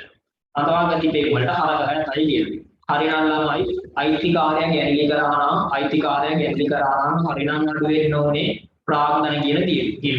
මොකද අයිතිකාරයා ව්‍යාපාරයට ප්‍රාග්ධනයේ විදිහට මුදල් ලියදුවා නම් අපි අතුලත් කරන්නේ අමතර ප්‍රාග්ධනයේ විදිහට ප්‍රාග්ධන ගෙන්න ව්‍යාපාරයට අයිතිකාරයා දාපු මුදල් අරගෙන යද්දී ගැලී කියලා සඳහන් කරන්න ඕනේ ප්‍රාග්ධන ගෙන්න. ඔයා කියන රඳවාගත් තිබෙන්නේ කියන්නේ මොකද්ද? රඳවාගත් තිබෙන්නේ කියන්නේ පුතේ අයිතිකාරයෙකුගේ සමුදල් තමයි. හැබැයි රඳවාගත් තිබෙන්නේ තුල තියෙන්නේ ව්‍යාපාරය උපේනද ලාභ අයිතිකාරයාගේ මුදල් අමතර ප්‍රාග්ධන කියන්නේ ප්‍රාග්ධන කිරීමේ ගැනීම සටහන් කරන්නේ ප්‍රාග්ධන කිරීමේ රඳවාගත් තිබෙන්නේ තියෙන්නේ ආදායම් වලින් වියදම් අඩු කරලා වර්ෂය තුලදී උපයන ශුද්ධ ලාභ වලින් ව්‍යාපාර තුල රැඳිලා ඉතිරි වෙලා තියෙන ප්‍රමාණය තමයි අපි මේ රඳවාගත් තිබෙන්නේ පෙන්නන 50 වගේ ඇලි කරලාලු ඒක රඳවාගත් තිබෙන්නේ කිරීමේ හර කරලාලු හරිනම් රඳවාගත් තිබෙන්නේ කිරීමේ මේ කාඩු වෙන්න ඕනේ ප්‍රාග්ධන කිරීම ප්‍රශ්නයක් නෑ ළමයි කොහෙන් අඩු වුණා චීනි කමෙන් අඩු වෙලානේ ප්‍රශ්නයක් නෑ හරිනම් අඩු වෙන්න ඕනේ ප්‍රාග්ධන කිරීමෙන්. හැබැයි අදවාගත් තිබීම වලින් අඩු වුණා. කොහෙන් අඩු වුණා? හිමිකම් තුලින් අඩු වෙලායි තියෙන්නේ. වාගෙන් අහනවා 2007 3.31 තියෙන අවසාන වර්ෂයේ සඳහා 2007 3.30 වර්ෂයේ සඳහා ලාභය 2007 3.31 තියෙන අවසාන වර්ෂයේ සඳහා ලාභය අහනවා. මේ අවුරුද්දේ ලාභය අහනවා. 2007 3.31 දිනට සුද්ධ වාහකම් කොපමණද කියලා අහනවා. ඔයාගේ ළමයි ලාභය අහනවා. ලාභය අහනවා. ඔයා පොඩ්ඩක් ඕක ෆෝල් කරනවා. උත්සාහ ලාභය වෙන්නේ වසර මුලවරකට තිබෙන ශේෂ කීයද? මම ඕන මුලේ ගන්න වසර මුලවරකට තිබෙන ශේෂ කීයද කියලා දින කීයද? ශේෂ කීය 50. පදවාග තිබේ. මම කියන ලාභය. පදවාග තිබේ කියලා මම කිව්වා ව්‍යාපාරයේ උපයන ලාභ තමයි ව්‍යාපාරයේ උපයන ලාභ තමයි පදවාග තිබේ වීමෙන් පෙන්වුම් කරන්නේ කියලා. හරිද? ව්‍යාපාරයේ උපයන ලාභ තමයි පදවාග තිබේ කියලා. එන්න පදවාග තිබේ කියලා පුරුෂය ආදායම් වලින් වියදම් අඩු කරලා මෙන්න ශේෂය තමයි අඟවාග තිබේ. උපයපු ලාභේ ව්‍යාපාරික වැදේ තමයි. මුල ශේෂ අඟවාග තිබෙන වල 250යි. අනුශේෂය කියන අඟවාග තිබේ වල කීයක් කියලා කියනවාද? 325 දීලා තියෙනවා. හැබැයි පුතේ වා නැති පරිණාම අර ප්‍රාග්ධන කිරීමෙන් අඩු වෙන්න ඕනේ ගැනීම. ගැනීම තිබ්බා 50 පරිණාමය කරලා ඕක වැරදිලා අඩු කරලා කියන්නේ මෙන්න මේ කියන පදවාගත් ඉපැයීම් වලින් වැරදිලා අඩු කරගෙන දෙන පදවාගත් ඉපැයීම් වලින් හැබැයි ඔක හරිනම් යන්න ඕනේ වාහන මම මේක හරිනම් යන්න ඕනේ ප්‍රාග්ධන වැරදිලා අඩු කරලා ඒ කොහොමද අඩු කරලා 50 අඩු කරලා දැනෙලි කියලා මෙතනදී 50 අඩු කරලා දී. උදාහරණයක් ඔය 50 නැති වුණා නම් මේ දෙක අතර ගැටේ කරනවා වසර පුරාණ වාග්ග තිබී වසර තුනදී ලාභයේ මෙතන දැන්ම වසරවල මුල්ම වාග්ග තිබී විශේෂයෙන් මේ අඩු කරන විශේෂයෙන් දෙන්න නැත්නම් එනවා වාග්ග වෙලා ගන්න පුළුවන්. අඩු කරන අපේ ව්‍යාපාර සොච්චර වාග්ග තිබේවා වාස්තවම පදවාගත දෙකේ මන දැනීම මෙතනින් වාන මට දුනා කියන්නේ වර්ෂයේ තුලදී උපයපු ලාභේ දාන්නේ ළමයි පදවාගත තිබේ කියනවා. වසර වලට කියන්නේ පෙර වර්ෂවල නදවාගත තිබේ තිබ්බා. හරි මේ අවුරුද්දේ ලාභයක් තිබෙනවා නම් සුද්ධ ලාභයක් තිබෙනවා නම් මේක නිතරම නදවාගත තිබේ වීමට දානවා. ඒකට මේ වාර්ෂික එකතු වුණාම තමයි අනුශේෂය. වා බලන්න කීයක් එනවද කියලා. හැබැයි අනුශේෂ එකක් දී වැරදිලා 50 කරු කරලා කියන්නේ අඩු කරලා 50 පේනවා කියලා අනුශේෂය ගන්න. කියන්නේ වාටේ අරින්න තමයි වලට එන්නේ. 325 අඩු කරලා 50 එකතු කරලා වෙනවා 370 වාක්‍ය අඩු කරලා 50 එකතු කරලා 370යි. 370යි මුල 250 අඩු කරාම කීයද ලාභෙ එන්නේ? 125 කියන ලාභේ වාට උත්තරේ එනවා. මේ අවුරුද්දේ සුද්ධ ලාභය තමයි ඉන්නේ 125 කියන. ඔයායි සරේ 50 අයින් වෙන්න ඕනේ නැද්ද? නෑ මුදේ 50 අයින් වෙන්න ඕනේ නෑ 50 දැම්මම තමයි ඔයාට හරියම ගන්න ගන්න ඕනේ. වැරදිලා අවදින් අඩු කරලා. හරි. 250 මුල තිබ්බා වසර මුල නගවාගන්න තිබේ. අවුරුදු තුනට ලාභයක් තිබෙනවා. තව 150 එකතු වුණාම හරිනම් මේ දෙකේ ඉවර උදාහරණ 250ට 125 එකතු වුණාම කියේ 375ක් කියනවා. හැබැයි 375ක් ලැබෙන්නේ නැතුව 350 කාර්යයේ අයිති ගානයේ ගැටි මෙතනින් අඩු වෙලා තියෙනවා. මොනවාද? උපේනාවේ 1,25,000ක්. අනිත් මේක කියලා තමයි වා හරිම අගේ වාහන මේක නොකියද කියොත් වාහන මෙතන හරිම අගේ හොයා ගන්න වෙන්නේ නැහැ. එහෙනම් ලාභය 1,25,000ක්. ඊට පස්සේ වගේ වසරක සුද්ධවා ළමයි සුද්ධවාක්කම් කියන්නේ මොකද්ද මම මට එනත් පේනවා වාක්කම් වලින් වර්ගීය අඩු කරලා වෙන ශේෂ තමයි සුද්ධවාක්කම් කියන්නේ. සුද්ධවාක්කම් කියන්නේ ආකාරයේ හිමිකමට කියලා තවත් නමක් තමයි සුද්ධවාක්කම් කියන්නේ. ඉතින් හිමිකම කියන්නේ මොකද්ද? ඔතන දීලා තියෙනවා ප්‍රාර්ථන කිරීමේ විශේෂයි අදවාගත කිරීමේ විශේෂයි ඔය දෙකේ එකතුව තමයි වසරාග තිබ්බේ. සුද්ධවාක්කම් නැත්නම් මුළු හිමිකම වෙන්නේ. ඔය දෙක වසරාග විශේෂ කියන්නේ. අරසිය මහා කාන්දර මෙහෙම වසරාග විශේෂ වෙනවා. 325 අදවාගත කිරීමේ වල විශේෂ වෙනවා.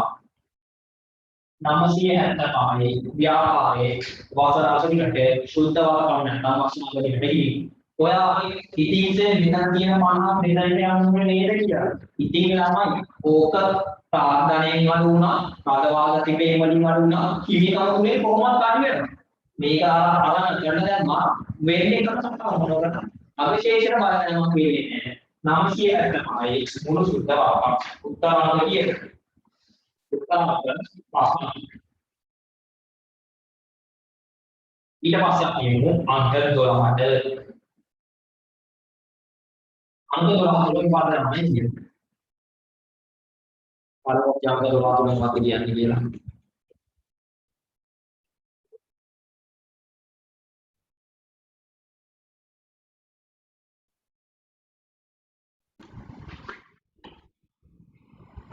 අපි යමු ඊළඟ ප්‍රශ්නයට අංක 12. මොකක්ද අංක 12 තියෙන්නේ? පාසලක සංවර්ධන සමිතියක වත්කම් සහ වගකීම් පහත පරිදි වේ. මොනවද දෙන්නේ? වත්කම් සහ වගකීම්. මොනවද දීලා තියෙන ශේෂයන් ළමයි?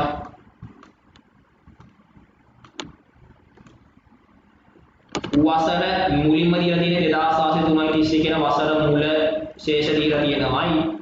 වසර අග ශේෂ දීලා තියෙනවා. මුලින්ම දීලා තියෙන්නේ වසර අග ශේෂ, ඊට පස්සේ තමයි වසර මුල ශේෂ දීලා තියෙන්නේ. මුල අග ශේෂ පටල ගන්න එපා ළමයි. වැරදුනොත් ඔයාලට ගණන් වර්ගින්න පුළුවන්. කාර්යාත්මක කරනවල දාන වටිනාකම කියන සුද්ධ වටිනාකම දීලා තියෙනවා. අවුරුද්දේ මුලට කාර්යාත්මක කරන 800ලු, අවුරුද්ද අගේදී කාර්යාත්මක කරන 750ලු. හේතුව ඉතින් ඔයාලට හොයා ගන්න පුළුවන්. වසර මුල 800ක් තිබිච්ච කාර්යාත්මක කරන වසර අගේදී 750ක් වෙනවා කියන්නේ ෂෙයා වීමක් නිසා කියලා හිතන්න පුළුවන්. හරි. ෂෙයා වීම නිසා තමයි සාමාන්‍ය වත්කම් වල දාන වටිනාකම අඩු වෙන්නේ. හිඟ සමාජික මුදල් කියලා වසර මුල 20ක් අග 10ක් දීලා බැංකුවේ ඇති මුදල් කියලා වසර මුලත් 80යි අගත් 80යි. එක ප්‍රශ්නයක් මේක වසර මුලයි අගයි දෙකම එකයි. දිගු කාලින බැංකු ණය කියලා වසර මුලදී දිගු කාලින බැංකු ණය කියලා 800ක් තිබ්බ එක වසර අග වෙද්දී 600ක් වෙන්න හේතුව මොකද්ද ළමයි? බැංකු ණයෙන් කොටසක් වගකීමෙන් කොටසක් ගෙවා දමලා ඇති. එහෙනම් වගකීම ණය වගකීම අඩු වෙලා තියෙනවා. කලින් ලද සමාජික මුදල් කියන වගකීම වසර මුල 40ක් තිබිලා වසර අග වෙද්දී 50ක් වෙනවා. වගකීම 10කින් වැඩි වෙලා තියෙනවා. ඔන්න ඔය කරුණු නිසා වාගෙන් අහනවා 2013 31 දිනේ අවසාන වර්ෂය සඳහා අතිරික්තය හෝ හිඟේ කොපමණද? වසර මුල ශේෂ දීලත් නැහැ. කියන්නේ මං කියන්නේ ප්‍රාග්ධාරිය. ඔතන දීලා තියෙන මොනවද? වත්කම් වල ශේෂයි, වගකීම් වල ශේෂයි වගේ වාට දීලා තියෙනවා. ඔයා කොහොමද උතනින් වර්ෂයේ සුද්ධ ලාභ නැත්නම් වර්ෂයේ අතිරික්තය හෝ හිඟේ ගණනය කරන්නේ? ළමයි මේක සමිතියක් නිසා තමයි සුද්ධ ලාභය හෝ අලාභය කියලා ගන්නේ නැතුව අතිරික්තය හෝ ඌනතාවය නැත්නම් හිඟේ කියලා අරන් උත්තරේ ගන්න කියනවා සුද්ධ වත්කම් පදනම. සුද්ධ වත්කම් පදනම කියන්නේ මොකක්ද ළමයි? කිනෝත් කර සමීකරණය කියලා බලන්න.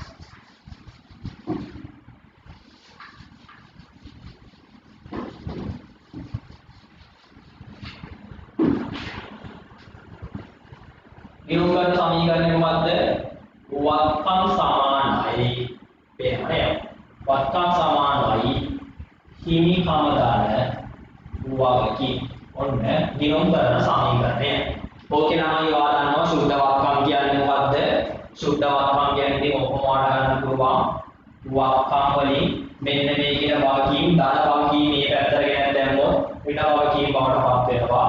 වත්කම් වලින් වගකීම් අඩු කරලා දෙකම මේ පැත්තට අරන් මේ පැත්තේ හිමිකම විතරක් අනි කරගන්න. ඔන්න ඔක අපි කියනවා වත්කම් වලින් වගකීම් අඩු කරාම සුද්ධ වත්කම් කියනවා. සුද්ධ වත්කම් කියන්නේ තමයි නොකිය කියන්නේ හිමිකම කියන අදහසට තමයි. හරිද? මම ඔයාලට මෙතනින් හදලා වෙනවා නම් ඔයාලට පස්සේ මේකම හදලා වෙනවා. ඔතන මුලින්ම දෙන්නේ මොකද්ද? දේපල කාර්යාලවල ගන්න 800ක් තිබ්බ එක වසර මුල වෙද්දී 800ක් තිබ්බ එක වසර අග වෙද්දී 750ක් වෙනවා කියන්නේ කාර්යාලවල ගන්න කියන වත්කම් වලින් 50ක් අඩු වෙනවා තියෙනවා.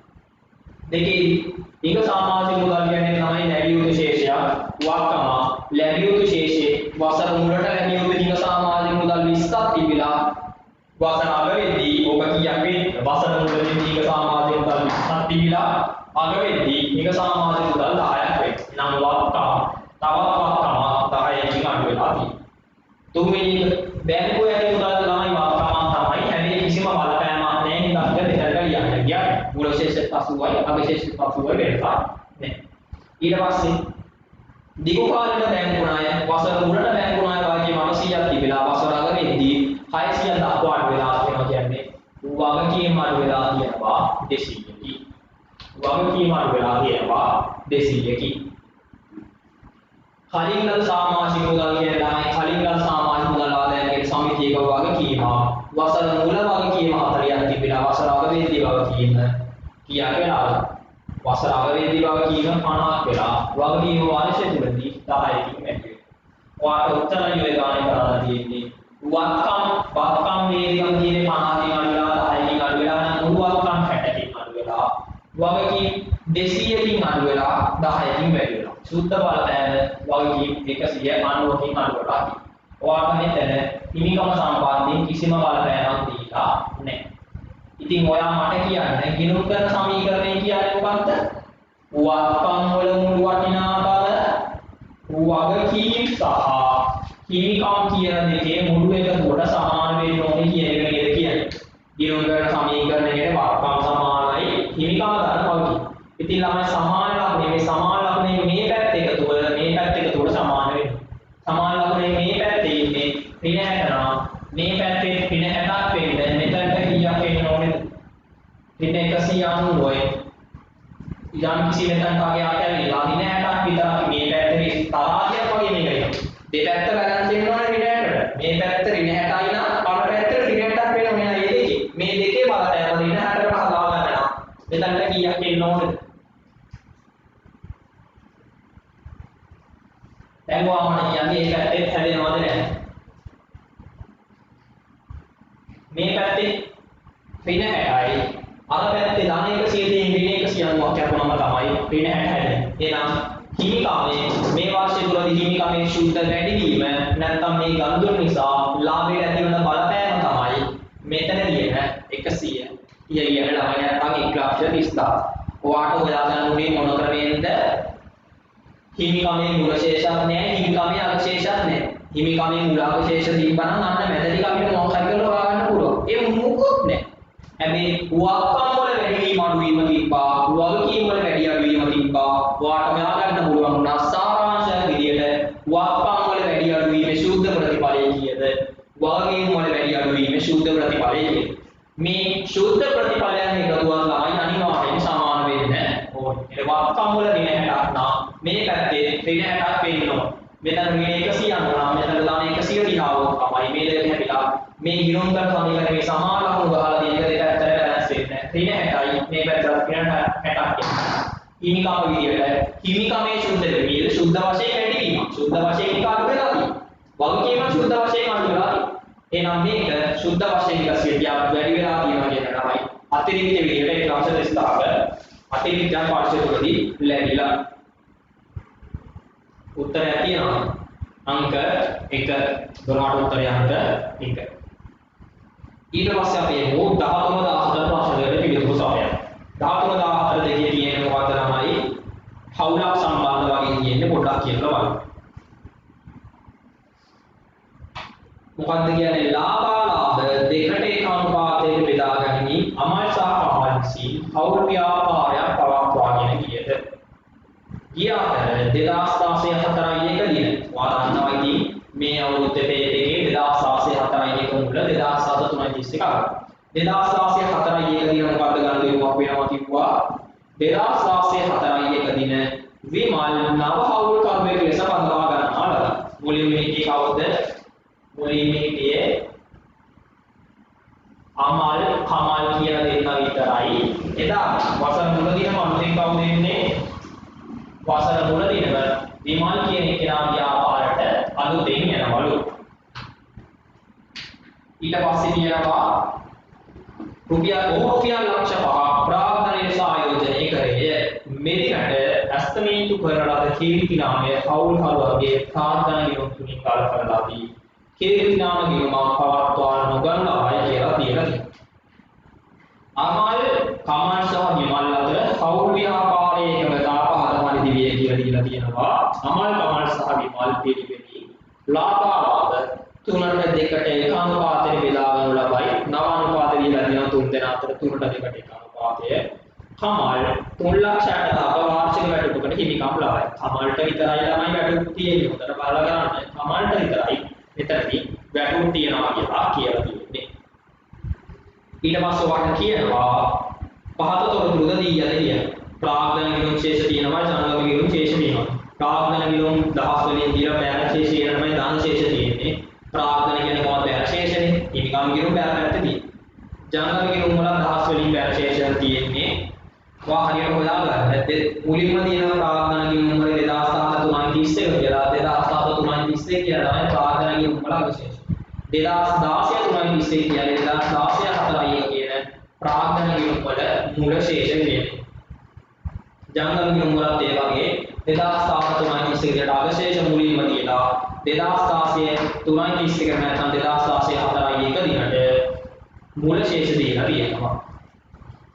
वर्ष तुरदी अमल सह कमल अतिरेक प्रार्थना लगा दिए हमें यानी මේ වෙනකොට හිතමු පාරණ දෙන්න අතිරේක ප්‍රාර්ථනා මුකුත් ගන්න නෑලු 2003 දින අවසන් වර්ෂයේ තුල පෞල් කවුන්ගේ ගැනීම අමල් 210 ගැනීම කළා අමල් 200 ගැනීම කළා විමල් 70 බැගින් ගැනීම කර ඇත්තට ඒවා ජංගම නියම තුලින් ගලපාය ඉරාගාන තමයි ගලපා ඇත්ත කියලා කියන්නේ ආදුතෙන් ගලපන්නේ නෙමෙයි ගලපන කියන්නේ මේ වාටතන ජංගම ගිණුම් වල ශේෂයන් දීලා තියෙන්නේ මේ දීලා තියෙන ජංගම ගිණුම් ශේෂයන් ඇතුලේ ඔය ගැළපීලා අඩු වෙලාම තියෙනවා ඊට පස්සේ වාට කියනවා 2016 4 දිනට ඇස්තමේන්තුගත කීර්ති නාමයේ අනේ අවුරුද්දේ කීර්ති නාමයේ සහ 2013 දිනට හවු ව්‍යාපාරයේ හිමිකම ගණනය කරනලු අවුරුද්දේ විමාන වලට එන දවසවල වාදනව හවුල් කරුවෙක් ව්‍යාපාරයට පැමිණියා සිටි හවුල් කරුවෙක් විශ්‍රාමය ගියා ඔන්න ඔය ආහාරවලදී අපි කීර්ති නාමය ගන්නවා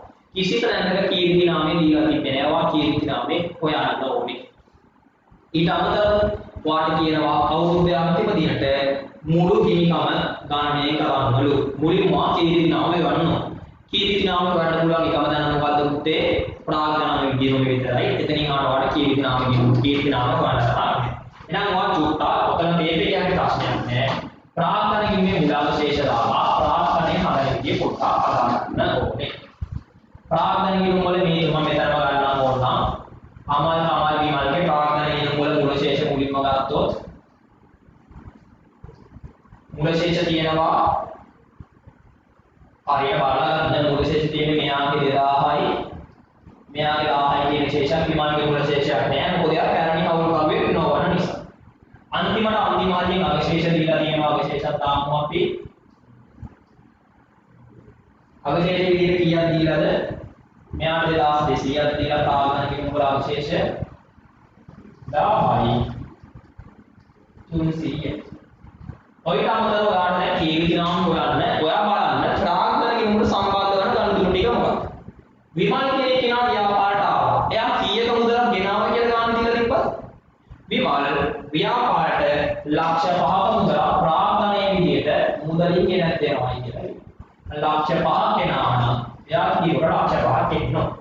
ඊට අමතරව ඔයා ගන්නවා කීර්ති නාමය තමයි අඩුවෙන් කීර්ති නාමය තමයි පැරණි අනුපාතයට බැන වෙන්නේ නව අනුපාතයට අඩුවෙන් හර වෙන්නේ කීර්ති නාමය තමයි ඔකට ගැලපෙන්නේ. කොහොමද හොයන්නේ? කීර්ති නාමය තමයි හොයන්න පුළුවන් ඔයාට නව හවුල් කරුවා වා ගන්නවා කීර්ති නාමයේ පැරණි අනුපාතයට බැරත් කරනවා නව අනුපාතයට අනුව හරත් කරනවා හැබැයි ළමයි ඔය අනුපාත දෙකේම නැති එක අනුපාතයක විතර ඉන්න පුද්ගලයා කවුද පැරණි අනුපාතය හෝ නව අනුපාතය තුල පමණ එක අනුපාතයක් තුල පමණ සිටින හවුල් කරුවා කවුද විමල් හරි මේ අමල් කමල් දෙන්න ළමයි පැරණි අනුපාතයට දැන් වෙදි පැරණි අනුපාතෙත් හිටියා නව අනුපාතයට හර වෙද්දී අද ඉඳන් ව්‍යාපාරය නිසා නව අනුපාතෙට ඉන්නවා පැරණි දෙන්න. හැබැයි නව හවුල් කරුවා ළමයි මෙච්චර කල් තිබ්බ පැරණි හවුල් කිවිසුමේ නැහැ නම් පැරණි අනුපාතයට අනුව බැල වෙන්නේ නැහැ. එයා ඉන්නේ නව හවුල් කිවිසුමේ අද ඉඳන් ඉදිරියට කරන් යන හවුල් කිවිසුමේ විතරයි. නම් එයා ඉන්නේ නව හවුල් අනුපාතයේ විතරයි. ඔන්න ඔතනින් තමයි වාට ප්‍රාකීර්ති නාමය හොයාගන්න පුළුවන්. ඔයාට පේනවා ඉතින් විමල්ගේ දීරුවෙන් බලන්න. විමල්ගේ දීරුවේ බිඳුවයි 500යි. 500 අවුරුද්දේ අන්තිම වෙද්දී කීයක් වෙනවද? එයා ප්‍රාග්න විදිහට 500ක් දාලා හැබැයි විමල්ගේ දීරුවේ අන්තිම වෙද්දී 300යි තියෙන්නේ. නම් මොකක් වෙලා ඇතිද? එයාගේ ගිණුමේ 200ක් අඩු වෙලා කියනවා. 200ක් අඩු වෙන්නේ හේතුව මොකක්ද? කීර්ති නාමයේ පැරණි අනුපාතයට බැර වෙන්න එයා පැරණි අනුපාතය තුල නැහැ. හැබැයි නවානුපාතයට අනුව හර වෙන්නේ මෙයා නගිමල් නවානුපාතය තුල ඉන්න නවානුපාතයට අනුව හර වෙද්දි තමයි කීර්ති නාමයාගේ ඉන්නේ 200ක් පිළිවෙලට යාගේ කීර්ති නාම කොටස අඩු වෙන්නේ. නවානුපාතයට නවානුපාතය මොකද්ද ළමයි? නවානුපාතය වාට දීලා තිබ්බා කීයද? 3ට 2ට 1 අන්න ගන්න පුළුවන්. නවානුපාතයට අනුව එක කොටසක් 3ට 2ට 1 දිමන්න තියෙන්නේ එක ලාභාලාභ කොටසයි නම් එක ලාභාලාභ කොටසක් 200 නම් දෙකක් 400යි 3ක් 600යි. ඔන්න හර වෙන කීර්ති නාම අනුපාත කියන්නේ අඩු වෙන කීර්ති නාම අනුපාත වාට උතනින් හොයන්න පුළුවන් ව්‍යාපාරේ මුළු කීර්ති නාමය කොහොමද?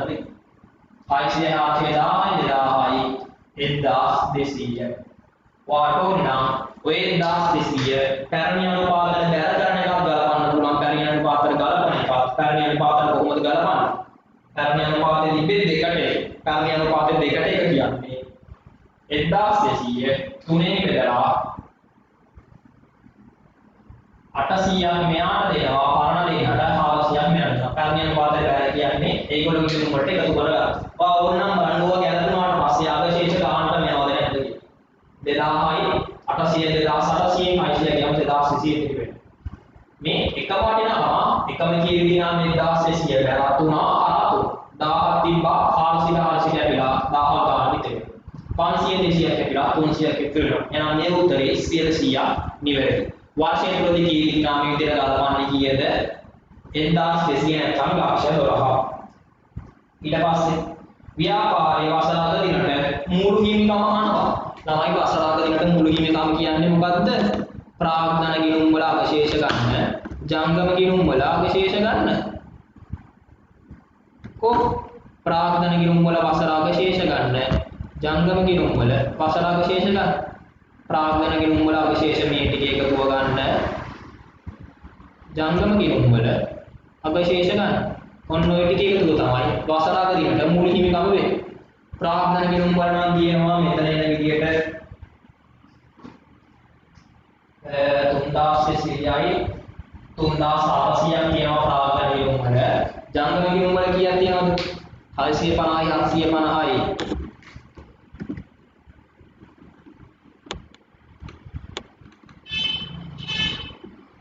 650යි 750යි 1350යි 50යි 1400යි. ජංගම ගිණුම් වල 1400යි ප්‍රාග්ධන ගිණුම් වල 3400යි. මූල හිමිකම කීයද? ව්‍යාපාර තුළ වසර අගදිනට මූල හිමිකම 4800. උත්තරය තමයි අංක 13 අංක පහ. හරි උත්තර දාලා තියෙන ළමයි හරි.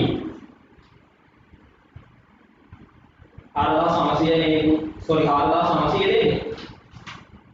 ආව මෙතන ඉන්නේ 2600යි 3600යි 3500 සෝරි මට ඒක උත්තර කරලා තිබ්බේ හරියටම උත්තරේ. ඒක 4900 තමයි උත්තරේ අංක 5. මොකද ළමයි වැරදි උත්තර දාන්න එපා. වැරදි උත්තර කියන්න පුළුවන්. උත්තරේ 4900. එන්න අංක 14ට 2013 20 දින අවසාන වාර්ෂික සඳහා හවුල් ව්‍යාපාරයේ ලාභය හා කමල්ට විදාහන ලද මුළු ලාභය ගන්න එක. ලාභය වල ළමයි ඉතින් මේ විදිහටම මේගොල්ලෝගේ මෙන්න මේ විදිහට මේගොල්ලෝගේ ජංගම ගිණුම් වල ශේෂයන් වාට හදාගන්න වෙනවා. ජංගම ගිණුම් වල වසර වල ශේෂ තියෙනවා මෙයාගේ 500යි මෙයාගේ 300යි වසර අවශේෂ තියෙනවා 650යි 700යි 50යි. ඔයාලනවා ජංගම ගිණුම් වලින් මේගොල්ලෝ කරලා තියෙන්නේ මොකද්ද? ගැරන්ටි කරා කියප එකක් දීලා තිබ්බ මතකයි. අයියෝ තුන් දෙනාම ගැරන්ටි කරලා මෙයා 210 ගැරන්ටි කරා කියලා දීලා තියෙනවා අමල්. ඊට පස්සේ කමල් 200 ගැරන්ටි කරා කියලා දීලා තියෙනවා. විමල් 70 ගැරන්ටි කරා කියලා දීලා තියෙනවා. ගැරන්ටි කරා කියන්නේ ජංගම ගිණුම් ශේෂයන් අඩු වෙනවා. මීට අමතරව ලාභ බෙදලා දෙන ආකාර මොකද්ද? ව්‍යාපාරේ ලාභ බෙදලා දෙනවා ලාභේ ජංගම ගිණුම් වලට අරගෙන යනවා. ප්‍රාග්ධන පොලි හවුල් එකෙන් ලාභ කොටස් විදියට ලාභ බෙදලා දෙනවා. මේ ගානේ ප්‍රාග්ධන පොලි තිබ්බේ නැහැ නම් ප්‍රාග්ධන පොලි ගලපන්න විදිය නැහැ. හවුල් වේතන ලාභ කොටස් කියන එක ගලපන්න නියම. හවුල් වේතන කියලා කාටද විතරද වේතන දුන්නේ? එක්කෙනෙක් විතරම තමයි 360ක වේතනයක් දුන්නේ. කමල්ට 360ක වේතනයක් දෙනවා. කමල්ට විතරයි මේ දිනට ඉතින් එතනින් එහාට තමයි ඉතුරු වෙන්නේ මොකද්ද? ලාභ කොටස් කියලා. ඒගොල්ලෝ බෙදා ගන්න ලාභේ තමයි ඉතිරි වෙන්නේ. ලාභ කොටස් දීලා නැහැ කොහෙවත් ගන්න. ඉතින් ඔයාට හොයන්න බැරි කමකුත් නැහැ. හොයන්න පුළුවන් ඕනේ එකේදී කිලෝකින් අරගෙන එන්න. මෙතන ගැප් එකක් තුනේ එකක් හොයාගත්තා නම් ඔයාට ලාභ කොටස් හොයන්න පුළුවන්. ඔයාට හොයන්න ලේසි ළමයි විමල්ගේ එකේ. ඍණ 70ක් තියලා මෙතනට කීයක් එකතු වුණොත්ද අන්තිම ශේෂ 50ක් පිළියට එන්නේ. ඍණ 70යි ඍණ 70 කියන ධන 70යි 50යි දෙකේ එකතු 120ක් තිබ්බොත් තමයි අන්තිම ශේෂ 50ක් පිළියට එන්නේ. මූල ශේෂ ඍණ 70යි මූල ශේෂ ඍණ 70යි ඒකට අවශේෂ වෙන්න මෙතනට කීයක් එන්න ඕනේද? මූල ශේෂ ඍණ 70යි අවශේෂ 50ක් වෙන්න ඍණ 70ට ධන 70යි ධාර 70යි මෙයාග 50යි දෙකේ එකතු 120ක් එන්න. 170ෙන් 120ක් අඩු වෙලා තමයි අවශේෂ විදිහට 50 කියලා උත්තරේ. ඉතින් ළමයි මේ තුනෙන් එක කොටසක් වාගත්තා නම් ඔයාලට ගාන හොයාගෙන එන්න පුළුවන්. 3ට 2ට එක අනුපාතය තමයි ලාභ බෙදාගත්තේ. එක කොටසක් කියන්නේ 120 නම් කොටස් දෙකක් 240යි 3ක් 360යි. වාග්ය ව්‍යාපාරයේ ලාභය කොහොමද කියන්නේ? ලාභය බෙදලා දෙන ආකාර දෙකයි. මේ දෙකේ එකතුව තමයි ව්‍යාපාරයේ මුළු ලාභය වෙන්නේ. වේතන විදියට 360ක් බෙදා ගන්නවා ලාභ කොටස් විදියට 360යි 240යි ඒවා කැදගෙන ගන්න 600යි 720යි. කීය ව්‍යාපාරේ මුළු ලාභය 1080 ලාභයක් තමයි මේගොල්ලෝ ප්‍රාග්ධන කුලිනේ පෞලික සහ ලාභ කොටස් විදිහට බෙදාගන්නේ 1080ට සුද්ධ ලාභයක්. එහෙනම් සුද්ධ ලාභය කීයද? 1080යි. කමල්ට බෙදා හැරිලා ලාභය හමුනේ කමල්ට බෙදා ආරම්භ ලාභය ළමයි කමල්ගේ කොටස විතරයි. ලාභේ කොච්චරක කොටසක් කමල් අරගෙන 360ක් වේතන විදියටයි ලාභ කොටස් විදියට 240යි කීයද? 600ක් කමල් ලාභයෙන් අරගෙන තියෙනවා. උත්තරේ කීයද? මුළු ලාභයේ මේ කමල් ලාභයෙන් ගන්න ප්‍රමාණය 1080යි 600යි උත්තරාංක 5.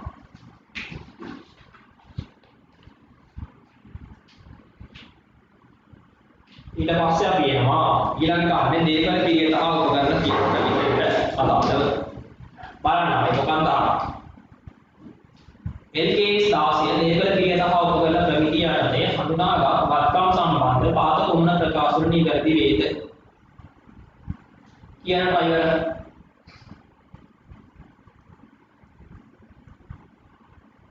පාත තුන ප්‍රකාශන නිවැරදි වන්නේද? මුල් වෙන දීලා තියෙනවා මොකද්ද?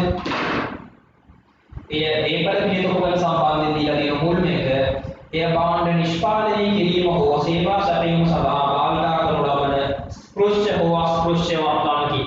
වැරදි ළමයි ස්පෘශ්‍ය වත්කම් විතරයි ඒපල පිළිවෙත හා උපකරණ විදිහට අපි සලකන්නේ.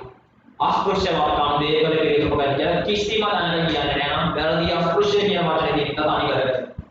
අංග දෙක ඒ වසරකට වඩා වැඩි කාලයක් භාවිතා කිරීමට අපේක්ෂා කරයි. හරි. වසරකට වඩා වැඩි කාලයක් භාවිතා කරන්න පුළුවන් නම් ඒ දේපල පිළිතුරු කරන්න. 3. එය හඳුනා ගැනීමේදී පිරිවැය ආකෘතිය හෝ ප්‍රත්‍යාගන ආකෘතිය මත පදනමක නියුම් කරයි. හඳුනා ගැනීමේදී කියන්නේ ළමයි දේපල පිළිතුරු උපකරණයක් ප්‍රථම වතාවට නියුම් වල වතු හඳුනා ගැනීම නැත්නම් ප්‍රථම වතාවට නියුම් පොත්වල ඇතුළත් කිරීමේදී අන්න අපි කියනවා හඳුනා ගැනීමේදී කියලා. දේපල පිළිවෙත උපකරණ හඳුනා ගැනීමේදී අපි මුලින්ම කියනු කතා කරන්නේ පිරිවැය ආකෘතියට විතරයි.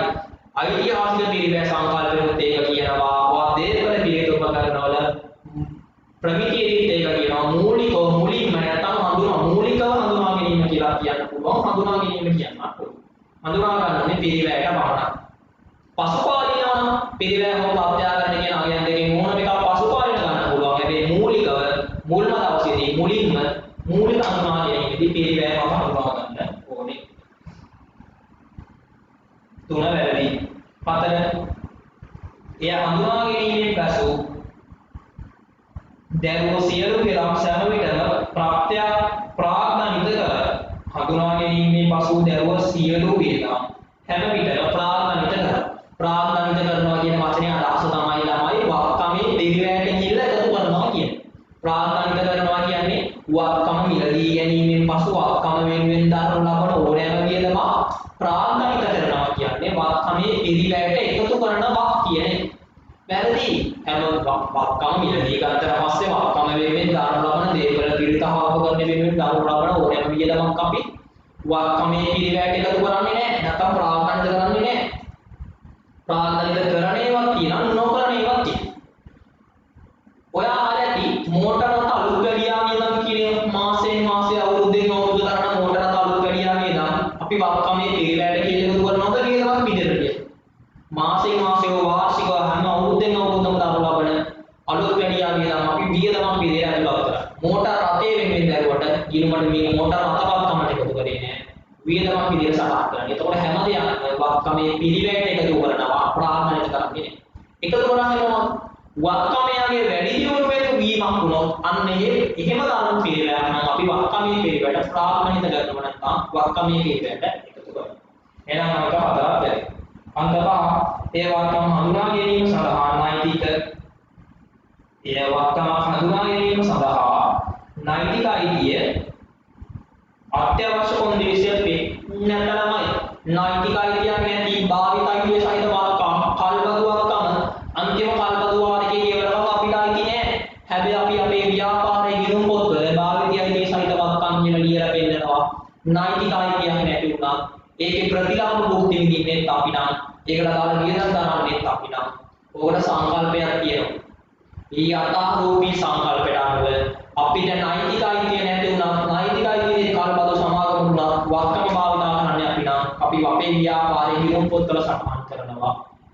නෛතික අයිතිය රීම අවශ්‍ය නැහැ. ඔයා ගන්න සමාකල් ගණනකදී දේපල පිළිතාවු කරනකොට ඇති භාවිත අයිතිය සහිත වත්කම් කියලා වෙනම පෙන්නනවා. අපිට අයිති නැති වුණා. අපි භාවිතා කරන අපේ වත්කම නිසා අපි ගිණුම් පද කරනවා. වෙන නෛතික අයිතිය නැහැ. හැබැයි අපි ගිණුම් පද කරනවා. වැරදි. අංක 2 තමයි උත්තරේ. ඊට පස්සේ අපි යමු අංක 16ට.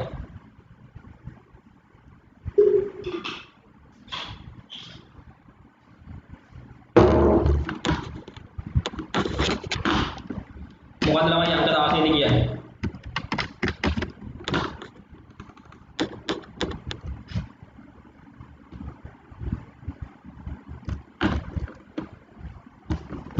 අංක 16 දී කියනවා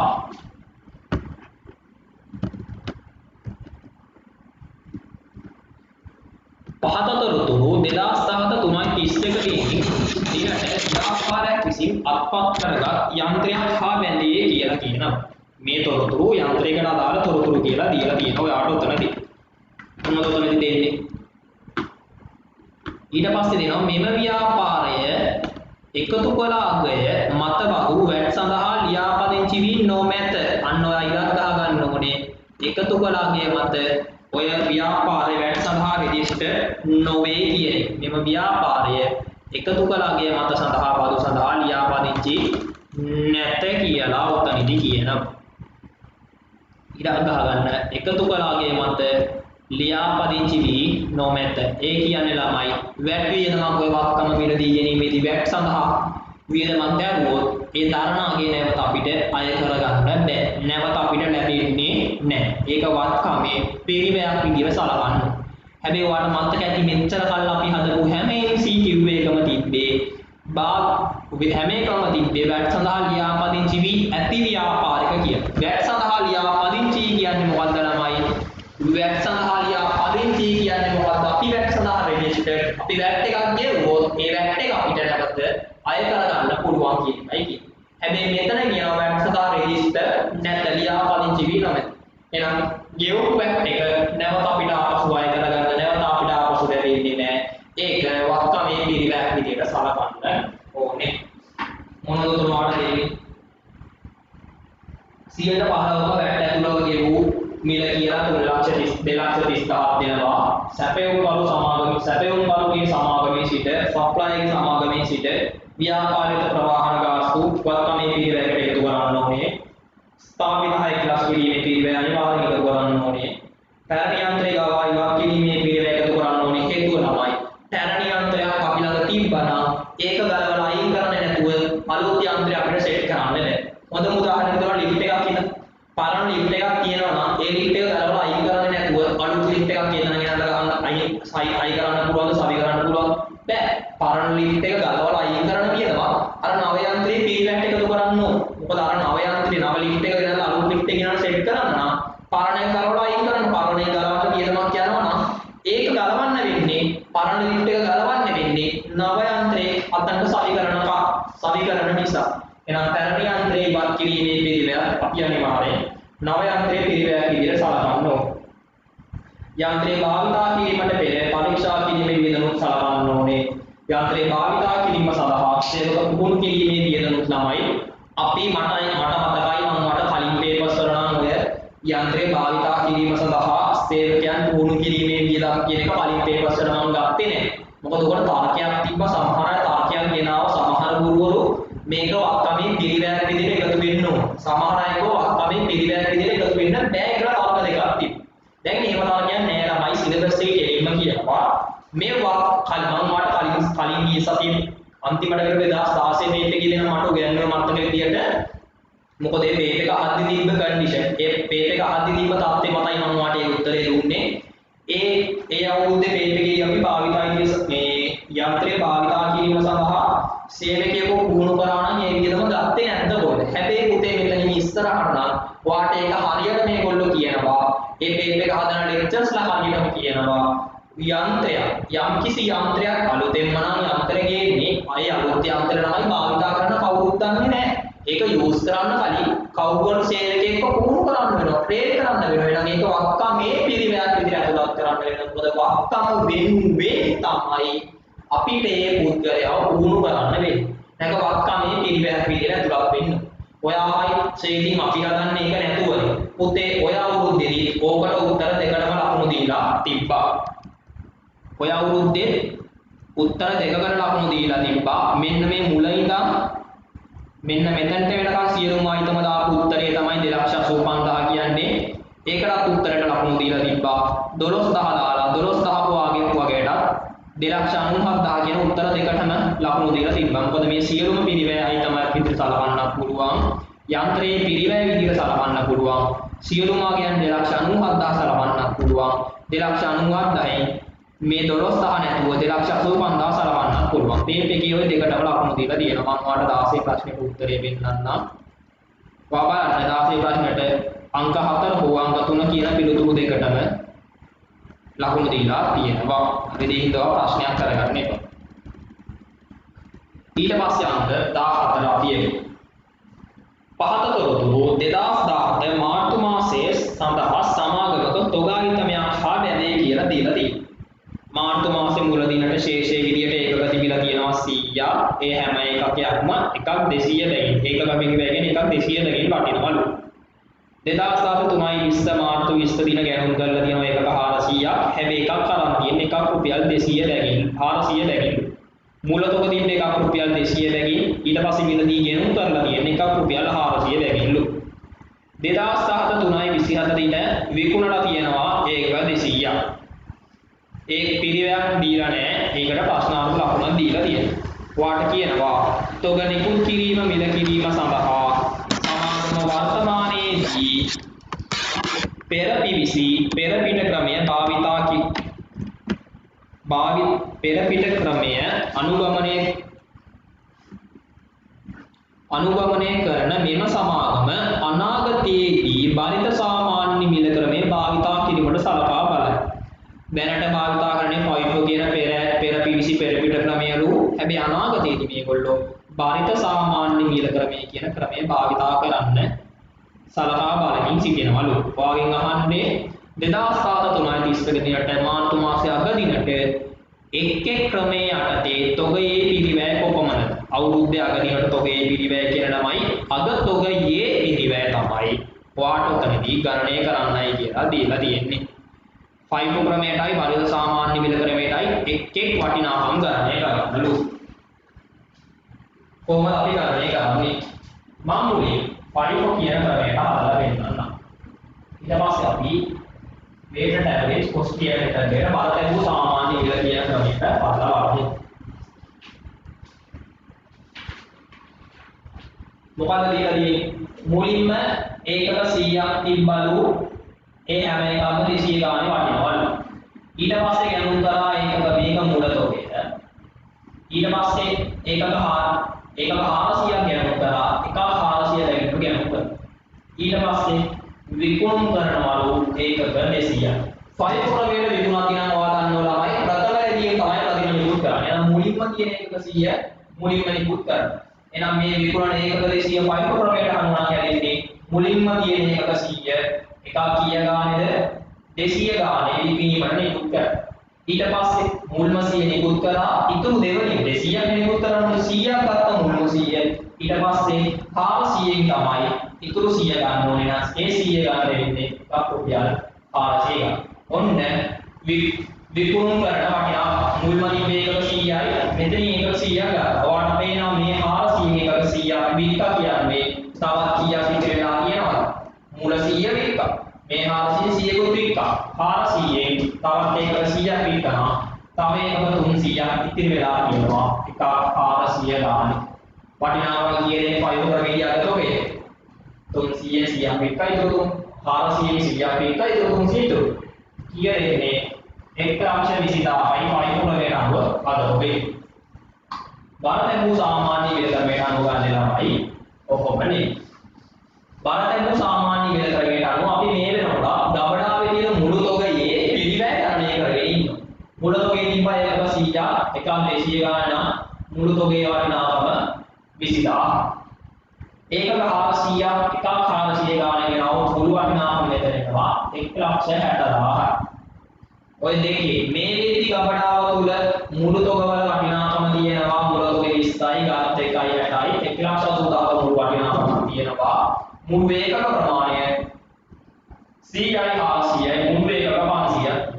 අපි ඔතනින් බාරතැන්වූ සාමාන්‍ය විලාස හොයා ගන්න ඕනේ. ඒක හොයන්නේ ගබඩාවේ ඉන්නට තිබු මුළු තොගවල වටිනාකම එදිනට තිබු ඒකක ගණනය බෙදලා අපි සාමාන්‍ය විලාස හොයා ගන්න ඕනේ. මෙතන කියන්නේ 360 කියන සාමාන්‍ය විලකය. එහෙනම් අපි අද සිට ගබඩාවේ බාරතැන්වූ සාමාන්‍ය විලකයට අනුව බලනවා. තොග 200 කියලා විල කරන්නේ නැහැ 400 කියලා විල කරන්නේ නැහැ. මුළු තොගයේ වටිනාකම ඒකක ගණනය බෙදලා හැම ඒකකයක්ම සාමාන්‍යයෙන් 360 ගානේ වටිනවා කියන පදනම මත ගන්න හදනවා. හරිද ළමයි? ඔයාලට පේනවා ගබඩාවේ ඒකක 500ක් තිබ්බා 200ක් විකුණන්න ඕනේ කිව්වා. ඉතුරු එකක 300ක් ඉතුරුයි. මෙතනදී අපි ගන්නේ බාරතැන්වූ සාමාන්‍ය මිල මත. කියන 360 වැඩි කිරීම 300 1,80,000. ඔන්න බාරතැන්වූ සාමාන්‍ය මිල ක්‍රමයට අනුව ඔබේ ප්‍රථම නිර්වචනය කිරීමේ ක්‍රමයට කීය දෙන්න ඕනේ? අංක 4 තමයි උත්තරේ වෙන්න ඕනේ. ඊට පස්සේ අපි අංක 18ට එමු. හරි අංක 18ට. ඊට පස්සේ 2331 දිනේ අවසන් වර්ෂයේ සඳහා සීමිත දිමුතු පොදු සමාගමේ ආදායම් ප්‍රකාශන උද්ෘතයන් පහත දී ඇත කියලා ශේෂ වර්ග දීලා තියෙනවා. අයමාන දීලා තියෙනවා 1000 කියලා වෙන ආදායම විකුණුම් පිළිවෙල 2000 කියලා දීලා තියෙනවා. මෙහෙයුම් වේලා 3000 වරහන් ඇතුලේ දීලා තියෙනවා ඔයාලට. දසදාක නැත්නම් දසලක්ෂයක ෂේඩ් ඇතුළු මෙහෙයුම් වේදන් ඇතුලේ දීලා තියෙනවා. මෙහෙයුම් වේදන් මුලින් මෙහෙයුම් වේදන් 3000 එකෙන් 1000 ෂේඩ්. නම් මට ෂේඩ් නොවන අනිකුත් මෙහෙයුම් වේදන් ටික හොයලා ගන්න පුළුවන් උතන. පහතොරතුරු සමාගමක මූල්‍ය තත්ත්ව ප්‍රකාශනයේ උපුටාගෙන ඇත කියලා දීලා තියෙනවා. වෙළඳ ගෙවිය යුතු දැන් හා කියන අය විශේෂ හා තොගය කියන එකේ අවශේෂ මූල ශේෂ දීලා තියෙනවා 2007 331 දෙනකට කියන අවශේෂ ටික මුලින්ම කියනවා 2016 331 කියන අගතියට අන්තිමට කියනවා මූල ශේෂ ටික. හරිද? ඔයා මූල අවශේෂ පටලවා ගන්න එපා.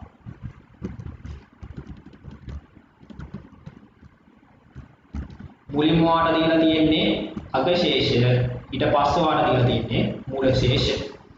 මොකක්ද ඔයාලට උතනින් කියන්නේ? වෙළඳ ගෙවිය යුතු දෑවල මූල ශේෂ අගශේෂ දීලා තියෙනවා. තොගයේ මූල අගශේෂ දීලා තියෙනවා. සමාගම මුදල් පදනම මත පමණක් භාණ්ඩ විකුණනු ලබන අතර බදු ගෙවීමෙන් නිදහස් කාලයක් තුළ ක්‍රියාත්මක වේ. කියන්නේ මේ කාලය තුළ කිසිම බද්දක් ගෙවන්න ඕනේ නෑලු. බදු නිදහස් කියන බදු නෑ කියන්නේ. තව දෙයක් ඔයාලට කිව්වා සමාගම මුදල් පදනම මත පමණක් භාණ්ඩ විකුණනු පුතේ බාණ්ඩ ණයට විකුණන්නේ නැහැ. සියලුම වික්කොත් විකුණන්නේ ඒ වෙලාවේ වික්කා. ඒ වෙලාවේ මුදල් ලැබුණා කියන පදනම මතලු බාණ්ඩ විකුණන්නේ. කියන ණයට විකුණුන්නේ නැහැ. කියන ණයට විකුණුම් සැතිර ණය ඇතියොත් නැති. ඔයාට ඔය ගානේ ණය විශේෂයක් දීලා නැහැ. වෙනද ගේ ජීවිත දෙයක් කියන ණය හිමි මුදල් විශේෂ විතරයි දීලා තියෙන්නේ. ණයට ගන්නවා. හැබැයි ණයට විකුණන්නේ නැහැ. අපිට මුදලට විකුණන්නේ ඔන්න කතාව තමයි වාටි කියන්නේ. වාගේ අහනවා 2003 දී අවසන් වර්ෂය සඳහා මෙහෙයුම් කටයුතු වලින් ජනනය වූ ශුද්ධ මුදල් ප්‍රවාහ කොපමණ? වා මට කියන්න ඔය ගන්න රුජු ක්‍රමයටද වක්‍ර ක්‍රමයටද හදන්න පුළුවන් වෙන්නේ. රුජු ක්‍රමයට හදන්න පුළුවන් වක්‍ර ක්‍රමයට හදන්න පුළුවන්. හැබැයි තමයි වාට ඔය ගන්න හදන එක ලේසි වෙන්නේ. වක්‍ර ක්‍රමයට හදුවා. හරිද? වක්‍ර ක්‍රමයට හදද්දී වාට ඕන නම් හදන්න කියලා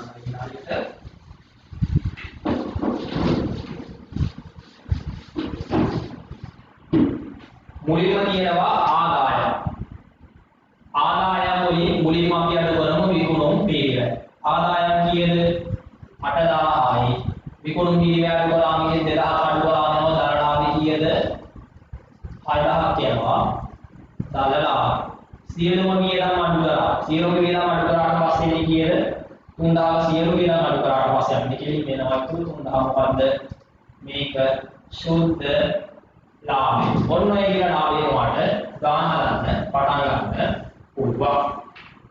බදු පෙරහා බදු පසු ලාභය කියලා දෙකක් ඕකේ නෑ ළමයි. බදු ගැලී හින්දා කෙලින්ම ඔය ශුද්ධ ලාභයෙන් පටන් ගන්න පුළුවන්. ශුද්ධ ලාභය කියේ 3000. මුලින්ම ගැලවී කියලා ගලපන්න ඕනේ. මුදල් නොවන එකම ගලපන්න ඕනේ. ඔයා දන්නෝ මේ වියදම් ඇතුලේ 1000ක් තිබ්බා කිව්වා ෂෙය. ඒක මුදල් නොවන එකනේ. මුදල් නොවන එක දැන් ෂෙය කලින් අඩු කරාම අඩු කරපු ෂෙය නැවත අපි එකතු කරලා වෙන්නත් ඕනේ. 1000 එකතු කරලා ගන්න ඕනේ. ගැලපෙන විදිහට ගලපන්න තිබ්බේ ඔක විතරයි. ඊට පස්සේ කාරක ප්‍රාග්ධන වෙනස් වීම එක ගලපන්න. මූල ණය හිමි කාරක ප්‍රාග්ධන ගන්නේ කොහොමද? කාරක ප්‍රාග්ධනය සමානයි ජංගම වක්කම් පින ජංගම වගකීම්. ඔතන දීලා තියෙනවා වෙනද ගෙලිය යුතු දැන් ණය හිමියාගේ මුල ශේෂය 200යි අග ශේෂය 400ක්. වර්ෂය තුලදී ණය හිමියෝ වැඩි වෙලා තියෙනවා කීයකින්ද? මුල 200ක අග 400 වෙදී අවුරුදු 200කින් ණය හිමියෝ වැඩි වෙලා.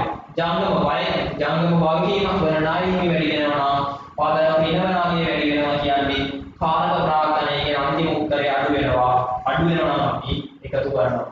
එහෙනම් මේ 200 ණය හිමියාගේ සුද්ධ වැඩිවීම එකතු කරනවා.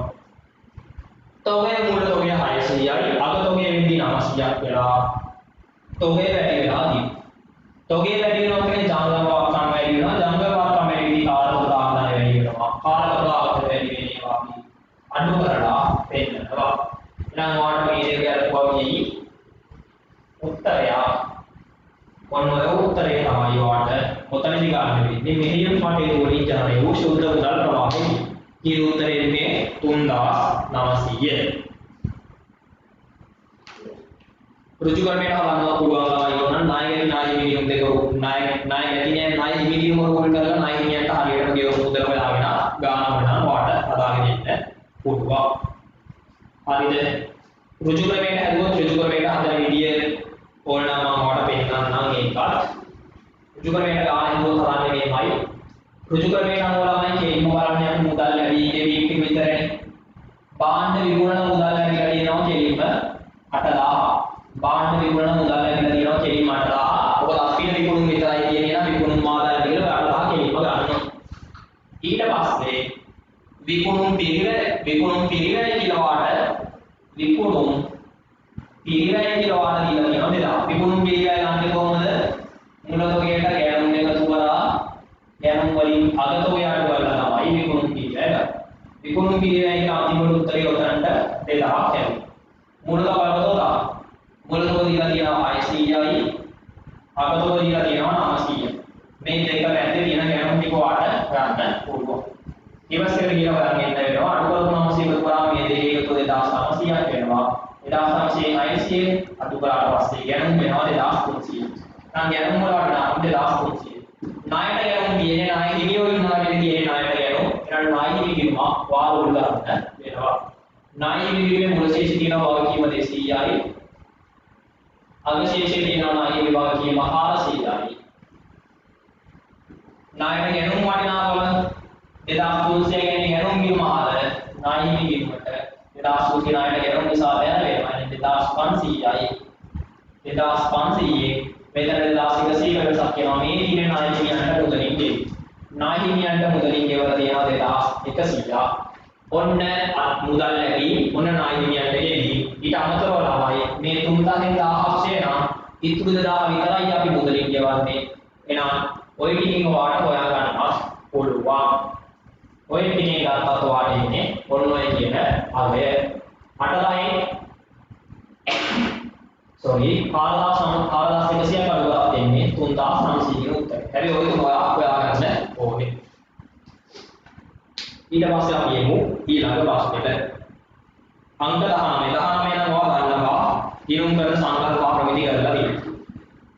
ශ්‍රී ලංකා ගිණුම් කරන ප්‍රමිතාංක 37 ප්‍රතිපාදන අසම්භාව්‍ය වගකීම් සහ සම්භාව්‍ය වක්කම් ප්‍රමිතියට අනුව ප්‍රතිපාදනයක් හඳුනා ගැනීමේදී පහත කුමන කොන්දේසි සපුරාලියයි යුතු කියලා.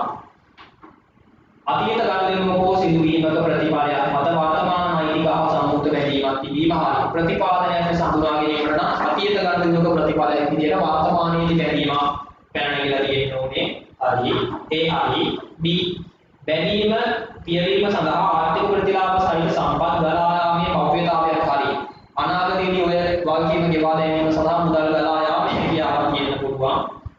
3 C බැඳීමේ වටිනාකම විශ්වාසයෙන් සැස්තමේතු කර ගන්න පුළුවන්. හරි. ඊයේ සතියේ මේ දෙකේ ඔය තුනට මම අතේ ලියුවා. ඊට පස්සේ 2017 මේ දෙකේ ඔය තුන දීලා අහනවා. මේ ප්‍රතිපාදනයක් සඳහා ගැනීමට අදාළ කොන්දේසි මොනවද කියලා කොන්දේසි තුනම ප්‍රතිපාදනයක ලක්ෂණ තුනක් වෙනවා. එහෙනම් අද A B C කියන සියල්ල අංක 19ට අංක 5 තමයි උත්තරය. අංක 20 සීමිත අමිල සහ පොදු සමාගම 2003 දිනයේ අවසන් වාර්ෂිකය සඳහා මූල්‍ය ප්‍රකාශන අධ්‍යක්ෂකවරු විසින් මෙන්න මේ වාර්තාකරණ බාල පරිච්ඡේදයේ පසු එකක් ඕකන්නේ. මොකක්ද කියන්නේ ගිණුම් කරන වාර්ෂිකය ගන්නවා 2007 3 අවසන් වන 2016 7යි 1 දිනේ පටන් ගන්න ගිණුම් කරන වාර්ෂිකය. හැබැයි අධ්‍යක්ෂකවරු මූල්‍ය ප්‍රකාශන අනුමත කරන්න දීලා තියෙනවා 2017 6 දින තමයි අධ්‍යක්ෂකවරු මූල්‍ය ප්‍රකාශන අනුමත කරන්නේ. 2007 සහ 2016 ඉදිරියේ දක්වා තුර සිදුවීම් කිහිපයක් දීලා තියෙනවා ABCD කියලා ඔයාලට වගේ අවශ්‍ය වන්නේ මොනවද කියලා අහන්න බලන්න. LKSA වාර්තාකරණ කාල පරිච්ඡේදයට පසු සිදුවීම් ප්‍රමිතියට අනුව 2017 දින අවසන් වර්ෂය සඳහා මූල්‍ය ප්‍රකාශන තුල කුමන සිදුවීම නොගලපන සිද්ධීන් ලෙස සලකනු ලබයි. නොගලපන සිද්ධීන් අහන්නේ බලන්න නොගලපන සිද්ධීන් කියන්නේ මොනවද? බලන්න ඒ 2017 5යි 1 දින සමාගමේ ආයෝජනවල වෙළඳපොළ වටිනාකම අඛණ්ඩව පහත වැඩි. 2007 5යි 1 දින කියන්නේ මෙන්න මේ හරියදී තමයි ඔයාලා දන්නවා ආයෝජනවල වෙළඳපොළ වටිනාකම අඩු වුණාට දෙන්න මට කියව ගිණුම් කතා කරන්නේ නැහැ. මොකද ඒක දවසෙන් දවස උඩ යන නිසා. දෙක ගිණුම් කතා කරන්නේ නැහැ ගලපන්නේ නැහැ. ඒ හරි නොගලපන සිද්ධියක් ඔයාලා ගන්න ඕනේ. A එකට ටික එකක්. B 2007 3යි 1 2007 3යි 1 කියන්නේ මේ අවුරුද්ද ඇතුළත කියා 2003යි 20 කින් ඉවරයි 3යි 1 කියන මෙන්න මේ හරියදී ණයට භාණ්ඩ මිලදී ගන්න ණය කියුවේ අපි ණයට විකුණට යා භාණ්ඩ මිලදී ආරයි ණය කියකෝ 2017 5යි 19 දින මුල්වත් බව උසාවියේ විසින් ප්‍රකාශ කෙරේ. මෙන්න මේ හරියදී මේ අවුරුද්දේදී භාණ්ඩ විකුණුම් නිසා ඇතිවෙච්ච වාර්ෂික තුලදී භාණ්ඩ විකුණුම් නිසා ඇතිවන ණය ගැතියේ වාර්තාකරණ කාලයේ පසුව ගෙවුම් පිළියෙල කර ඉන්න ගමන් දැනගෙන මුංගා වුණා කියලා ඕක අපිට ගලවන්න පුළුවන්. එහෙනම් ඕක ගන්න එපා B කියන එක නොගලවන සිද්ධියක් නේ. B ගන්න බෑ. අපිට ඕන නොගලවන සිද්ධිය ටික C 2007 5යි දින ඇති වූ ගින්නක් හේතුවෙන් 5යි කියන්නේ කොහෙද? මෙන්න මේකයි තමයි 5යි දින ඇති වෙලා තියෙන්නේ. 5යි දින ඇති වූ ගින්නක් හේතුවෙන් 2017 3යි 21 දින සිට මෙන්න මෙතන සිට තිබිච්ච තොග ටික අයිතිය වන්නවා 2017 5:30 කියන මෙන්න මේ මූල්‍ය ප්‍රකාශන පිළියෙල කරන කාලච්ඡේදය තුල 5:30 දින ගින්නක් හේතුවෙන් 2017 3:31 දින සිට මේ දින සිට තිබූ තොග ටික විනාශ වෙලාලු. මොකද්ද ළමයි කියන්නේ? තොග විනාශ වෙනවා කියන්නේ 2017 3:31ත් එකයි 2017 4යි එකත් එකයි 2017 ලබන අවුරුද්දේ මුල දින සිට මේ දින දක්වා තිබූ සියලු තොග විනාශ වෙලා තියෙනවා කියලා කියනවා. පැවති තොගය විනාශ විය. ඔයා කියන්නේ මේ අවුරුද්දට අදාළද නැද්ද? අදාළ නැත්ද ළමයි. මේ අවුරුද්දේ ඇති වෙච්ච තොගයක් විනාශ වුණා කියන එක නෙමෙයි මෙතනදී කියන්නේ. මේ අවුරුද්දේ අග දින නැත්නම් ලබන අවුරුද්දේ මුල දින සිට ලබන අවුරුද්දේ ඇතුළතින් තොගයක් විනාශ වෙලාලු.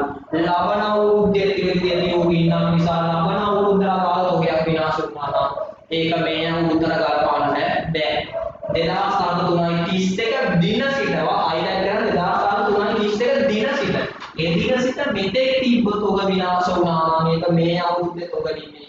ඒක ලබන අවුරුද්දේ තොග. තේරුණාද? එහෙනම් මොකක් ගලපන්න බෑ. 100කට ටික් එකක් දාන්න 100 ගලපන්න බැරි සිද්ධි. මේ අවුරුද්දේ තොග විනාශ වීමක් නෙමෙයි. මේ ඉතිරි කාලච්ඡේදය තුල තිබූ තොගයි විනාශ වෙන්නේ. D 2031 දිනට ව්‍යාපාරී සතු ඉඩමක් පාරක් ඉදිකිරීම සඳහා අත්පත් කර ගන්නා බව 2017 6:20 හරි 6:20 කියන්නේ මේ කාලච්ඡේදය තුලදී අපේ ව්‍යාපාරයේ ඉඩමක් රජය අත්පත් කර ගන්නවා කියලා ලිපියක් ලැබීම ගලපන්න නෑ ළමයි. ඉඩම් අත්පත් කරගත්තොත් අපි ඒක ලබන අවුරුද්දේ ගලපන්න බැන්නේ මේ අවුරුද්දේ ගලපන්නේ නෑ. ගලපන්න බැරි සිද්ධිය. එහෙනම් ගලපන්න බැරි සිද්ධිය මොනවද? A C සහ D උත්තරය අංක 3. හරිද? ඊට පස්සේ අපි අංක 21ට එමු. 21 මොකද දීලා තියෙන්නේ? පහත දීයේ තොරතුරු සීමිත ලංකා සමාගම හා බැඳී ප්‍රකාශිත සාමාන්‍ය කොටස් ප්‍රාර්ථනාවේ දීලා තියෙනවා වසරාග වසර මුල නගවාගත තිබේ දීලා තියෙනවා වසර මුල වසරාග ප්‍රත්‍යාගත සංසිද්ධිය දීලා තියෙනවා වසරාග වසර මුලට ප්‍රත්‍යාගත සංසිද්ධිය දීලා තියෙන්නේ නැහැ. ඔයා විශේෂණ දෙක බලන්න මුලින්ම තියෙන අග තීරුව ඊට පස්සේ තමයි වසර මුල කිසිම ප්‍රත්‍යාගත සංසිද්ධියක් නැතුව වසරාග වෙද්දී ප්‍රත්‍යාගත සංසිද්ධිය 1000ක් ඇති වෙලා තියෙනවා. කියවන්න ගාන කියවන්න නැත්නම් ඔයාලට තේරෙන්නේ නැහැ ඔයා. එකතුව කියලා වසර අග එකතුවයි වසර මුල එකතුවයි දීලා තියෙනවා.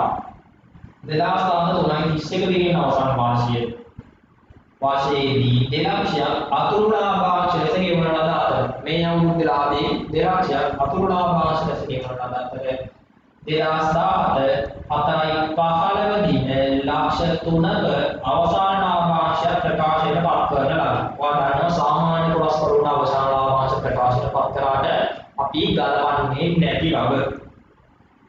ඊට පස්සේ කියනවා දේතල පිළිවෙත හවප ගන්න ප්‍රථම වතාවට ප්‍රත්‍යාගරණය කරලා දිනා කියනවා ප්‍රත්‍යාගරණය කරපු නිසා තමයි මේ අවුරුද්දේ මුලට නැති ප්‍රත්‍යාගරණ සංචිතයක් මේ අවුරුද්දේ අග වෙද්දී 1000ක ප්‍රත්‍යාගරණ සංචිතයක් ඇති වුණේ මේ අවුරුද්දේවත් ප්‍රත්‍යාගරණය කරපු නිසා. ප්‍රත්‍යාගරණ ලාභයක් වෙන්න ඕනේ. සංචිතය යන්නේ ලාභයක් නන්නේ.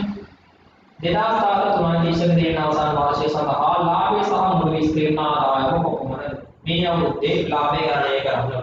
ඉතින් ළමයි වාට ලාභය ගණනය කරන්න පුළුවන් එකම ක්‍රමය තමයි හදවාගත ඉතිරියේ මූලාවශේෂ ගණනය කරන්නේ.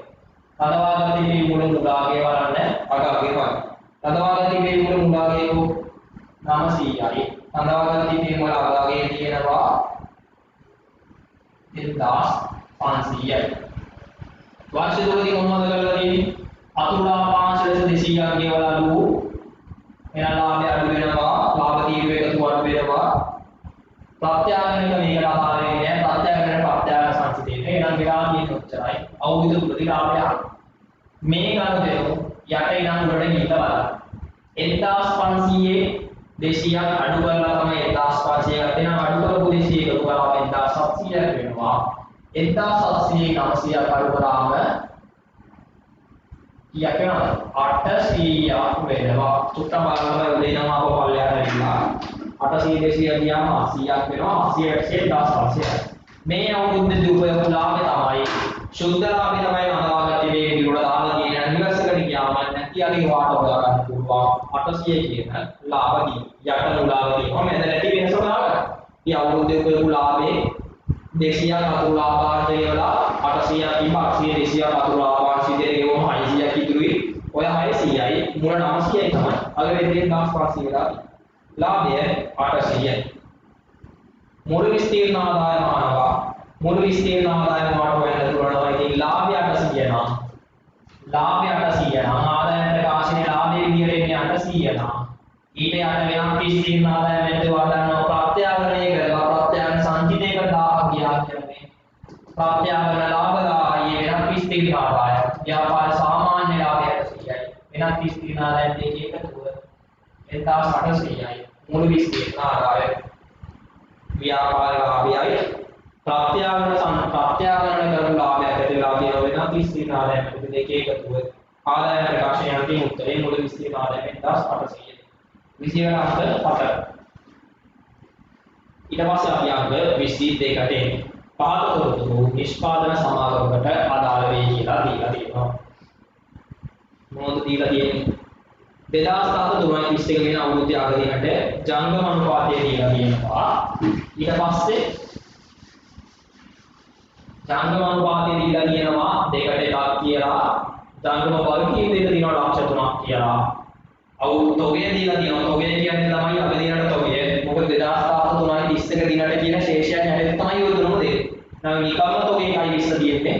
අගදීනට තොගය උඩම තියෙනවා 2007 3.21 දිනට කියලා. මොකද අග තොගේ 1.20.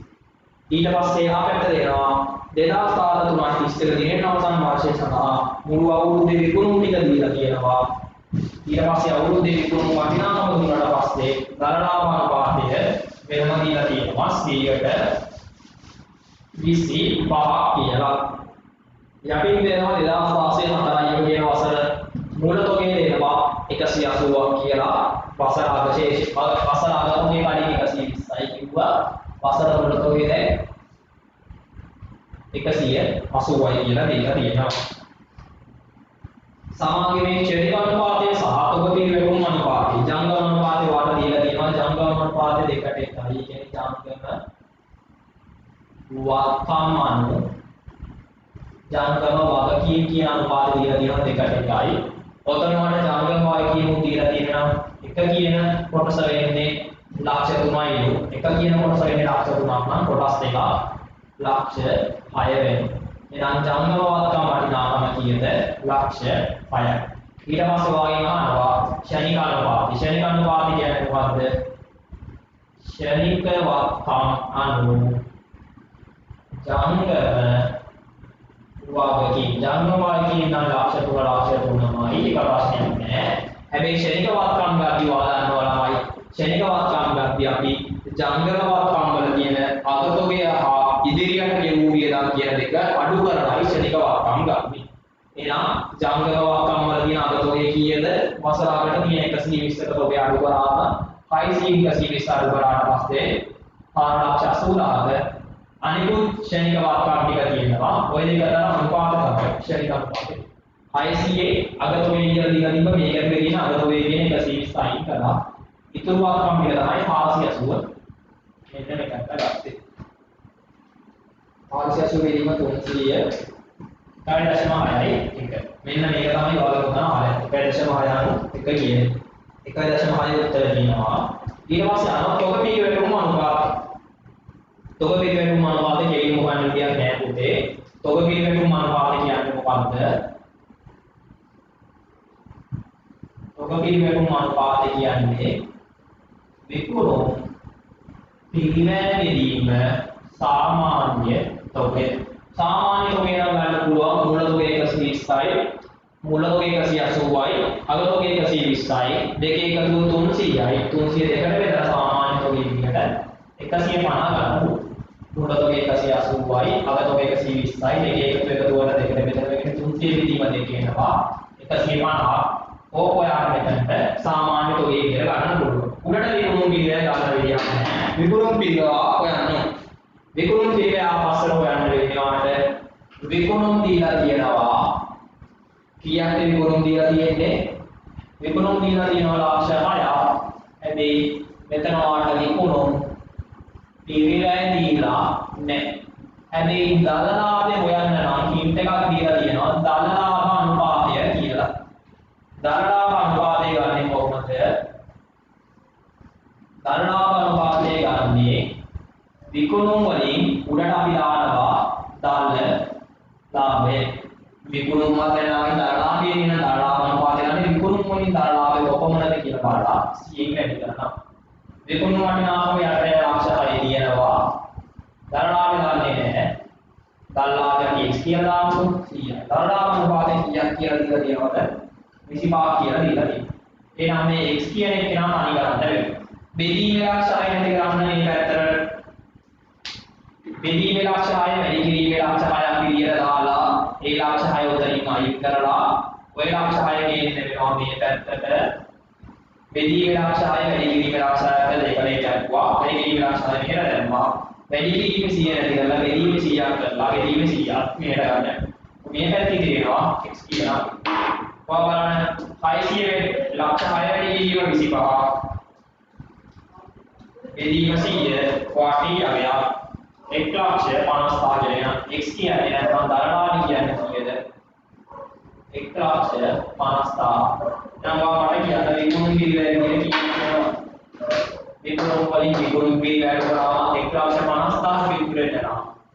විකුණුම් පිළිවෙල 4,50,000 විය යුතුයි. ඔන්න විකුණුම් පිළිවෙල අපි මෙතන ගත්තා. 4,50,000 1,50,000 මෙතන 150 නෙමෙයි ළමයි 1,50,000 වෙනවනේ බිඳු තුනක් එක්ක බෙදුවම තොග පිළිවෙල වුණාම වාක්‍ය කීයද?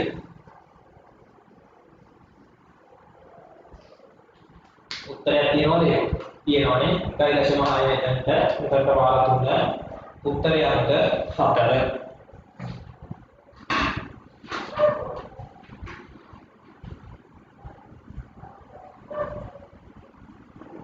හරිද මම හිතන ප්‍රශ්නයක් නැහැ කියලා අද ක්‍රමයේ චුට්ටක් බලා ගන්න විදිහට ඊට පස්සේ අංක 23 23 මොකක්ද ළමයි කියන්නේ 2013 දිනට සිල්ලර වෙද්ද ව්‍යාපාරික ජංගම අනුපාතය 2:1යිලු ජංගම අනුපාතයක් වෙලා කියලා කියනවා කීයද මෙතන ගන්න මෙතනදී ඉඳලා ජංගම අනුපාතය දීලා තියෙනවා දෙකට එකක් කියලා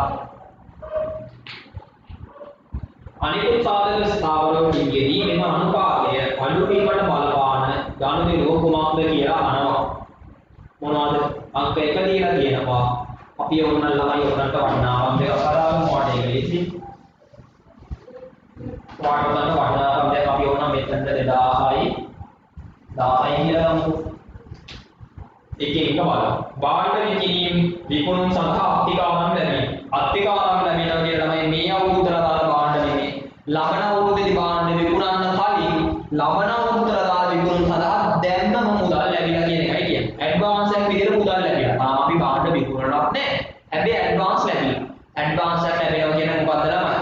භාණ්ඩ විකුණන්න කලින් මුදල් ලැබුණා මේක වගකීමක් වෙනවා. අපි නිකන් 500ක් කියලා ගමු. විකුණුම් අත්තිකාරම් 500 කියන අත්තිකාරම් නිසා ජංගම වගකීම් වැඩි වෙනවා. ඒ වගේම ජංගම වක්කම් වැඩි වෙනවා 500 කියන මුදල් ලැබුණ නිසා. 1500යි මෙතන 2500ක් වෙනවා. ඔයා බලන්න කලින්ට වඩා අනුපාතය මොකද වෙලා තියෙන්නේ. 1.6 අඩු වෙලානේ. එහෙනම් කලින්ට වඩා අනුපාතේ අඩු වෙන ගණනුවක් තමයි 1. ඕක තමයි ළමයි උත්තරය අංක 23ට ඇඩ්වාන්ස් ලැබීම නැත්නම් භාණ්ඩ විකුණන්න පෙර විකුණුම් අත්තිකාරම් ලැබීම නිසා ජංගම වත්කම් ලැබෙන ජංගම වගකීම් වැඩි වෙනවා මේකේ හේතු නිසා අනුපාතය අනිවාර්යෙන් අඩු වෙනවා ඔක හදලා බලන්න මේපා දෙක ඔතන උත්තරේ අංක 1 වෙන්නේ අංක 23ට උත්තර අංක 1 අංග දෙකේ මොකද තියෙන්නේ බලමු ලාභාන්තික සහිතව භාණ්ඩ වික්කා ලාභාන්තික සහිතව භාණ්ඩ විකුණනවා කියන ළමයි තොග කියන වත්කම අඩු වෙනවා මුදල් රෝණ අය තියෙන වත්කම වැඩි වෙනවා මෙන්න මේ ජංගම වත්කම් පැත්ත විතර වැඩි වෙන එක වෙන්නේ මේ පැත්තේ ස්ථාවර වෙද්දී මේ පැත්ත වැඩි වුණොත් අනුපාතය වැඩි වෙන එක වෙන්නේ වාටික පාඩයක් දාලා මේ විදිහට අරලා බලන්න ඊළඟ එක කලින් ණයට ගත් භාණ්ඩ ආපසු ගෙවීම කිව්වා ඔය ගන්න දෙනුමයි වෙන්නේ ඒකේ වෙනසක් වෙන්නේ නැහැ. අංක 4ේදී මෝටර රථය මුදලට විකිණීම. මෝටර රථය මුදලට වික්කා කියලා නමයි මුදල් කියන වාක්‍යම වැඩි වෙනවා විතරයි. මෝටර රථ කියන වාක්‍යම මේ පැත්තට එන්නේ. ජංගම වාක්‍යම ඇතුලේ මෝටර රථ නැහැ. නම් මුදල් කියන වාක්‍යම වැඩි වෙනවා. මොනවා කරා මේ පැත්ත වැඩි වෙන නිසා අනුපාත වැඩි වීමක් වෙන්නේ. අඩු වෙන්නේ නැහැ. බැංකුවකින් දීර්ඝකාලීන ණයක් ලබා ගත්තා. මේ අනුපාත විදිහට තමයි මුදල් ලැබෙන ඉන්න මුදල් කියන වාක්‍යම වැඩි වෙනවා. ජංගම වාක්‍යයක් නෙමෙයි ඒක. දීර්ඝකාලීන වාක්‍යයක් නේ. ජංගම වාක්‍යයෙන් වල බලපෑමක් නොවේ. මුදල් ලැබෙන ඉන්න ජංගම වාක්‍යම් වැඩි වෙන එක විතරයි වෙන්නේ. මොනවා කරා අනුපාත වැඩි වෙන එක වෙන්නේ. එහෙනම් අනුපාතය අඩු වෙන එක මේක. අංක 1 විතරයි. 24 පහත කුමන කාර්යය ආයතනයක කළමනාකරන කිරුම් කරෙහි සිදු කරනු ලබයිද? ඕකට මට උත්තරය කියන්න try කරලා බලන්න ඕන මේක. අංක 24 කළමනාකරන කිරුම් කරන්නේ කාර්යයන් වන්නේ කුමක්ද? 24 25 කියලා නවත්තනවා. මට උත්තරය කියන්නේ තව කවුරු හරි.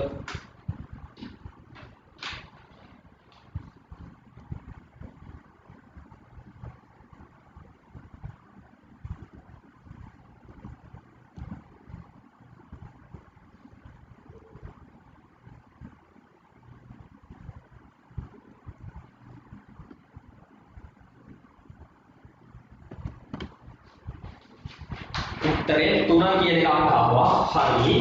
3 කියන උත්තරේ හරි. ඒ කියපු ළමයාගේ බලමු අපි කළමනාකරන ගිණුම් කරන්නේ මොනවද කරන්න කියලා. ඒ වාර්ෂික අය වැලේකන පිළියෙල කිරීම හරි ළමයි. වාර්ෂික අය වැලේකන කියන්නේ ළමයි නෑ. ඔයා ඇති රජේ අයවැය ඉදක්වනවා කියලා ධර්ම පාර්ලිමේන්තුවේ. අයවැය කියන්නේ ලබන අවුරුද්දේ ආදායම් කොපමණද? ලබන අවුරුද්දේ කොපමණ වියදම් කරන්න හදනවද කියන අයවැයක් හදන්නේ ළමයි. ඒ දේවල් සිදුවීමට පෙර අනාගත තත්ත්වයන් ගැන අපි දැන්නම අයවැයක් හදනවා. ඒ අයවැයක් හදන්න සාමාන්‍ය ඉදිරි වර්ෂයේදී කොපමණ ආදායම් ලබා ගැනීමට බලාපොරොත්තු වෙනවද? කොපමණ වියදම් කරන්න වෙනවද කියලා. කරුණාකරන ගිණුම් කරන්න තමයි යකාලේ. ඉදිරියේ ව්‍යාපාරයක් කොපමණ ආදායම් ලබා ගන්න බලාපොරොත්තු වෙනවද? කොපමණ වියදම් කරන්න වේද කියන එක ඇස්තමේන්තුවක් කරන්නේ කළමනාකරන ගිණුම් කරන. මූල්‍ය ගිණුම් කරන්නේ දියවලා නැහැ. මූල්‍ය ගිණුම් කරන්නේ වෙලා ඉවසන් වෙච්ච ගිණුම් කරන වර්ෂයක් තුල සිදු වූ ගනුදෙනු වලගෙන අතීත ගනුදෙනුවයි මූල්‍ය ප්‍රකාශන මූල්‍ය ගිණුම් කරති පිළිවෙල. කළමනාකරන ගිණුම් කරන්නේ බොහෝ දුරට තීරණය වෙන්නේ අනාගත ඇස්තමේන්තුගත තොරතුරු. B තීරණ ගැනීම සඳහා කාර්යයක පිළිවෙල විචාරය සහ ස්ථාවර ලෙස විශ්ලේෂණය කිරීම හරි තීරණ ගැනීම සඳහා ස්ථාවර විචාරය ලෙස වෙන වර්ගීකරණය කරන්න කළමනාකරන ගිණුම් කරන්නේ. C ප්‍රසිද්ධ කිරීම සඳහා මුදල් ප්‍රවාහ ප්‍රකාශිත කිරීම නෑ ළමයි මූල්‍ය ගිණුම් කරන්නේ. C නම් කොහොමද වෙන්න බෑ. D ව්‍යාපෘතිය ගැනීම සඳහා මුදල් ප්‍රවාහ ඇස්තමේන්තු කිරීම ආයෝජන තීරණ කියලා වාගේ කළමනාකරන ගිණුම් කරන්නේ අන්තිම පාඩමට සම්බන්ධ දෙයක්. එහෙනම් D හරි. උත්තරේ A B D අංක 3. 24 අංක 3. අංක 25ට වඩා උත්තරය කියන්න පුළුවන්. පහත කුමන පිරිවැය වර්ගීකරණය පිරිවැය ලාභ පරිමා විශ්ලේෂණය සඳහා වඩා උචිත වේද? පිරිවැය ලාභ පරිමා වගේ නම් තුනිය අදහස බලන්න.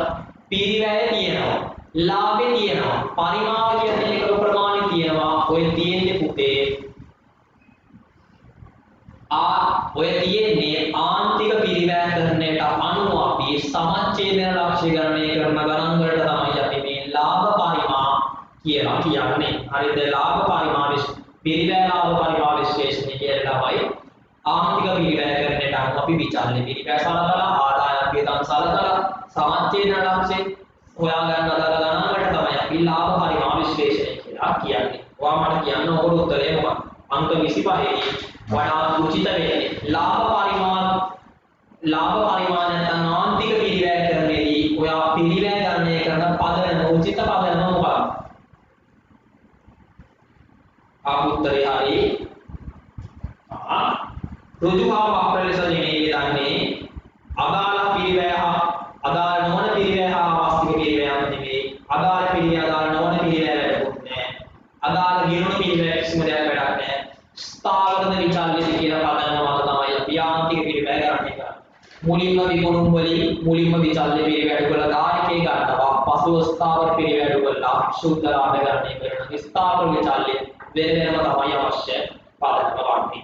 හරිද? එහෙනම් අපි ප්‍රශ්න 25 වෙනවා කරා. මම දැනට ක්ලාස් එක නවත්තන්න මොකද අද ගානට මටයි 4යි විනාඩි 4යි මම වැඩිපුර ගත්තේ. හරිද? කොහොමද ගහගෙන කවුරුත් යන්න එපා. හරි මේ ටික කියලා ඉවරයි.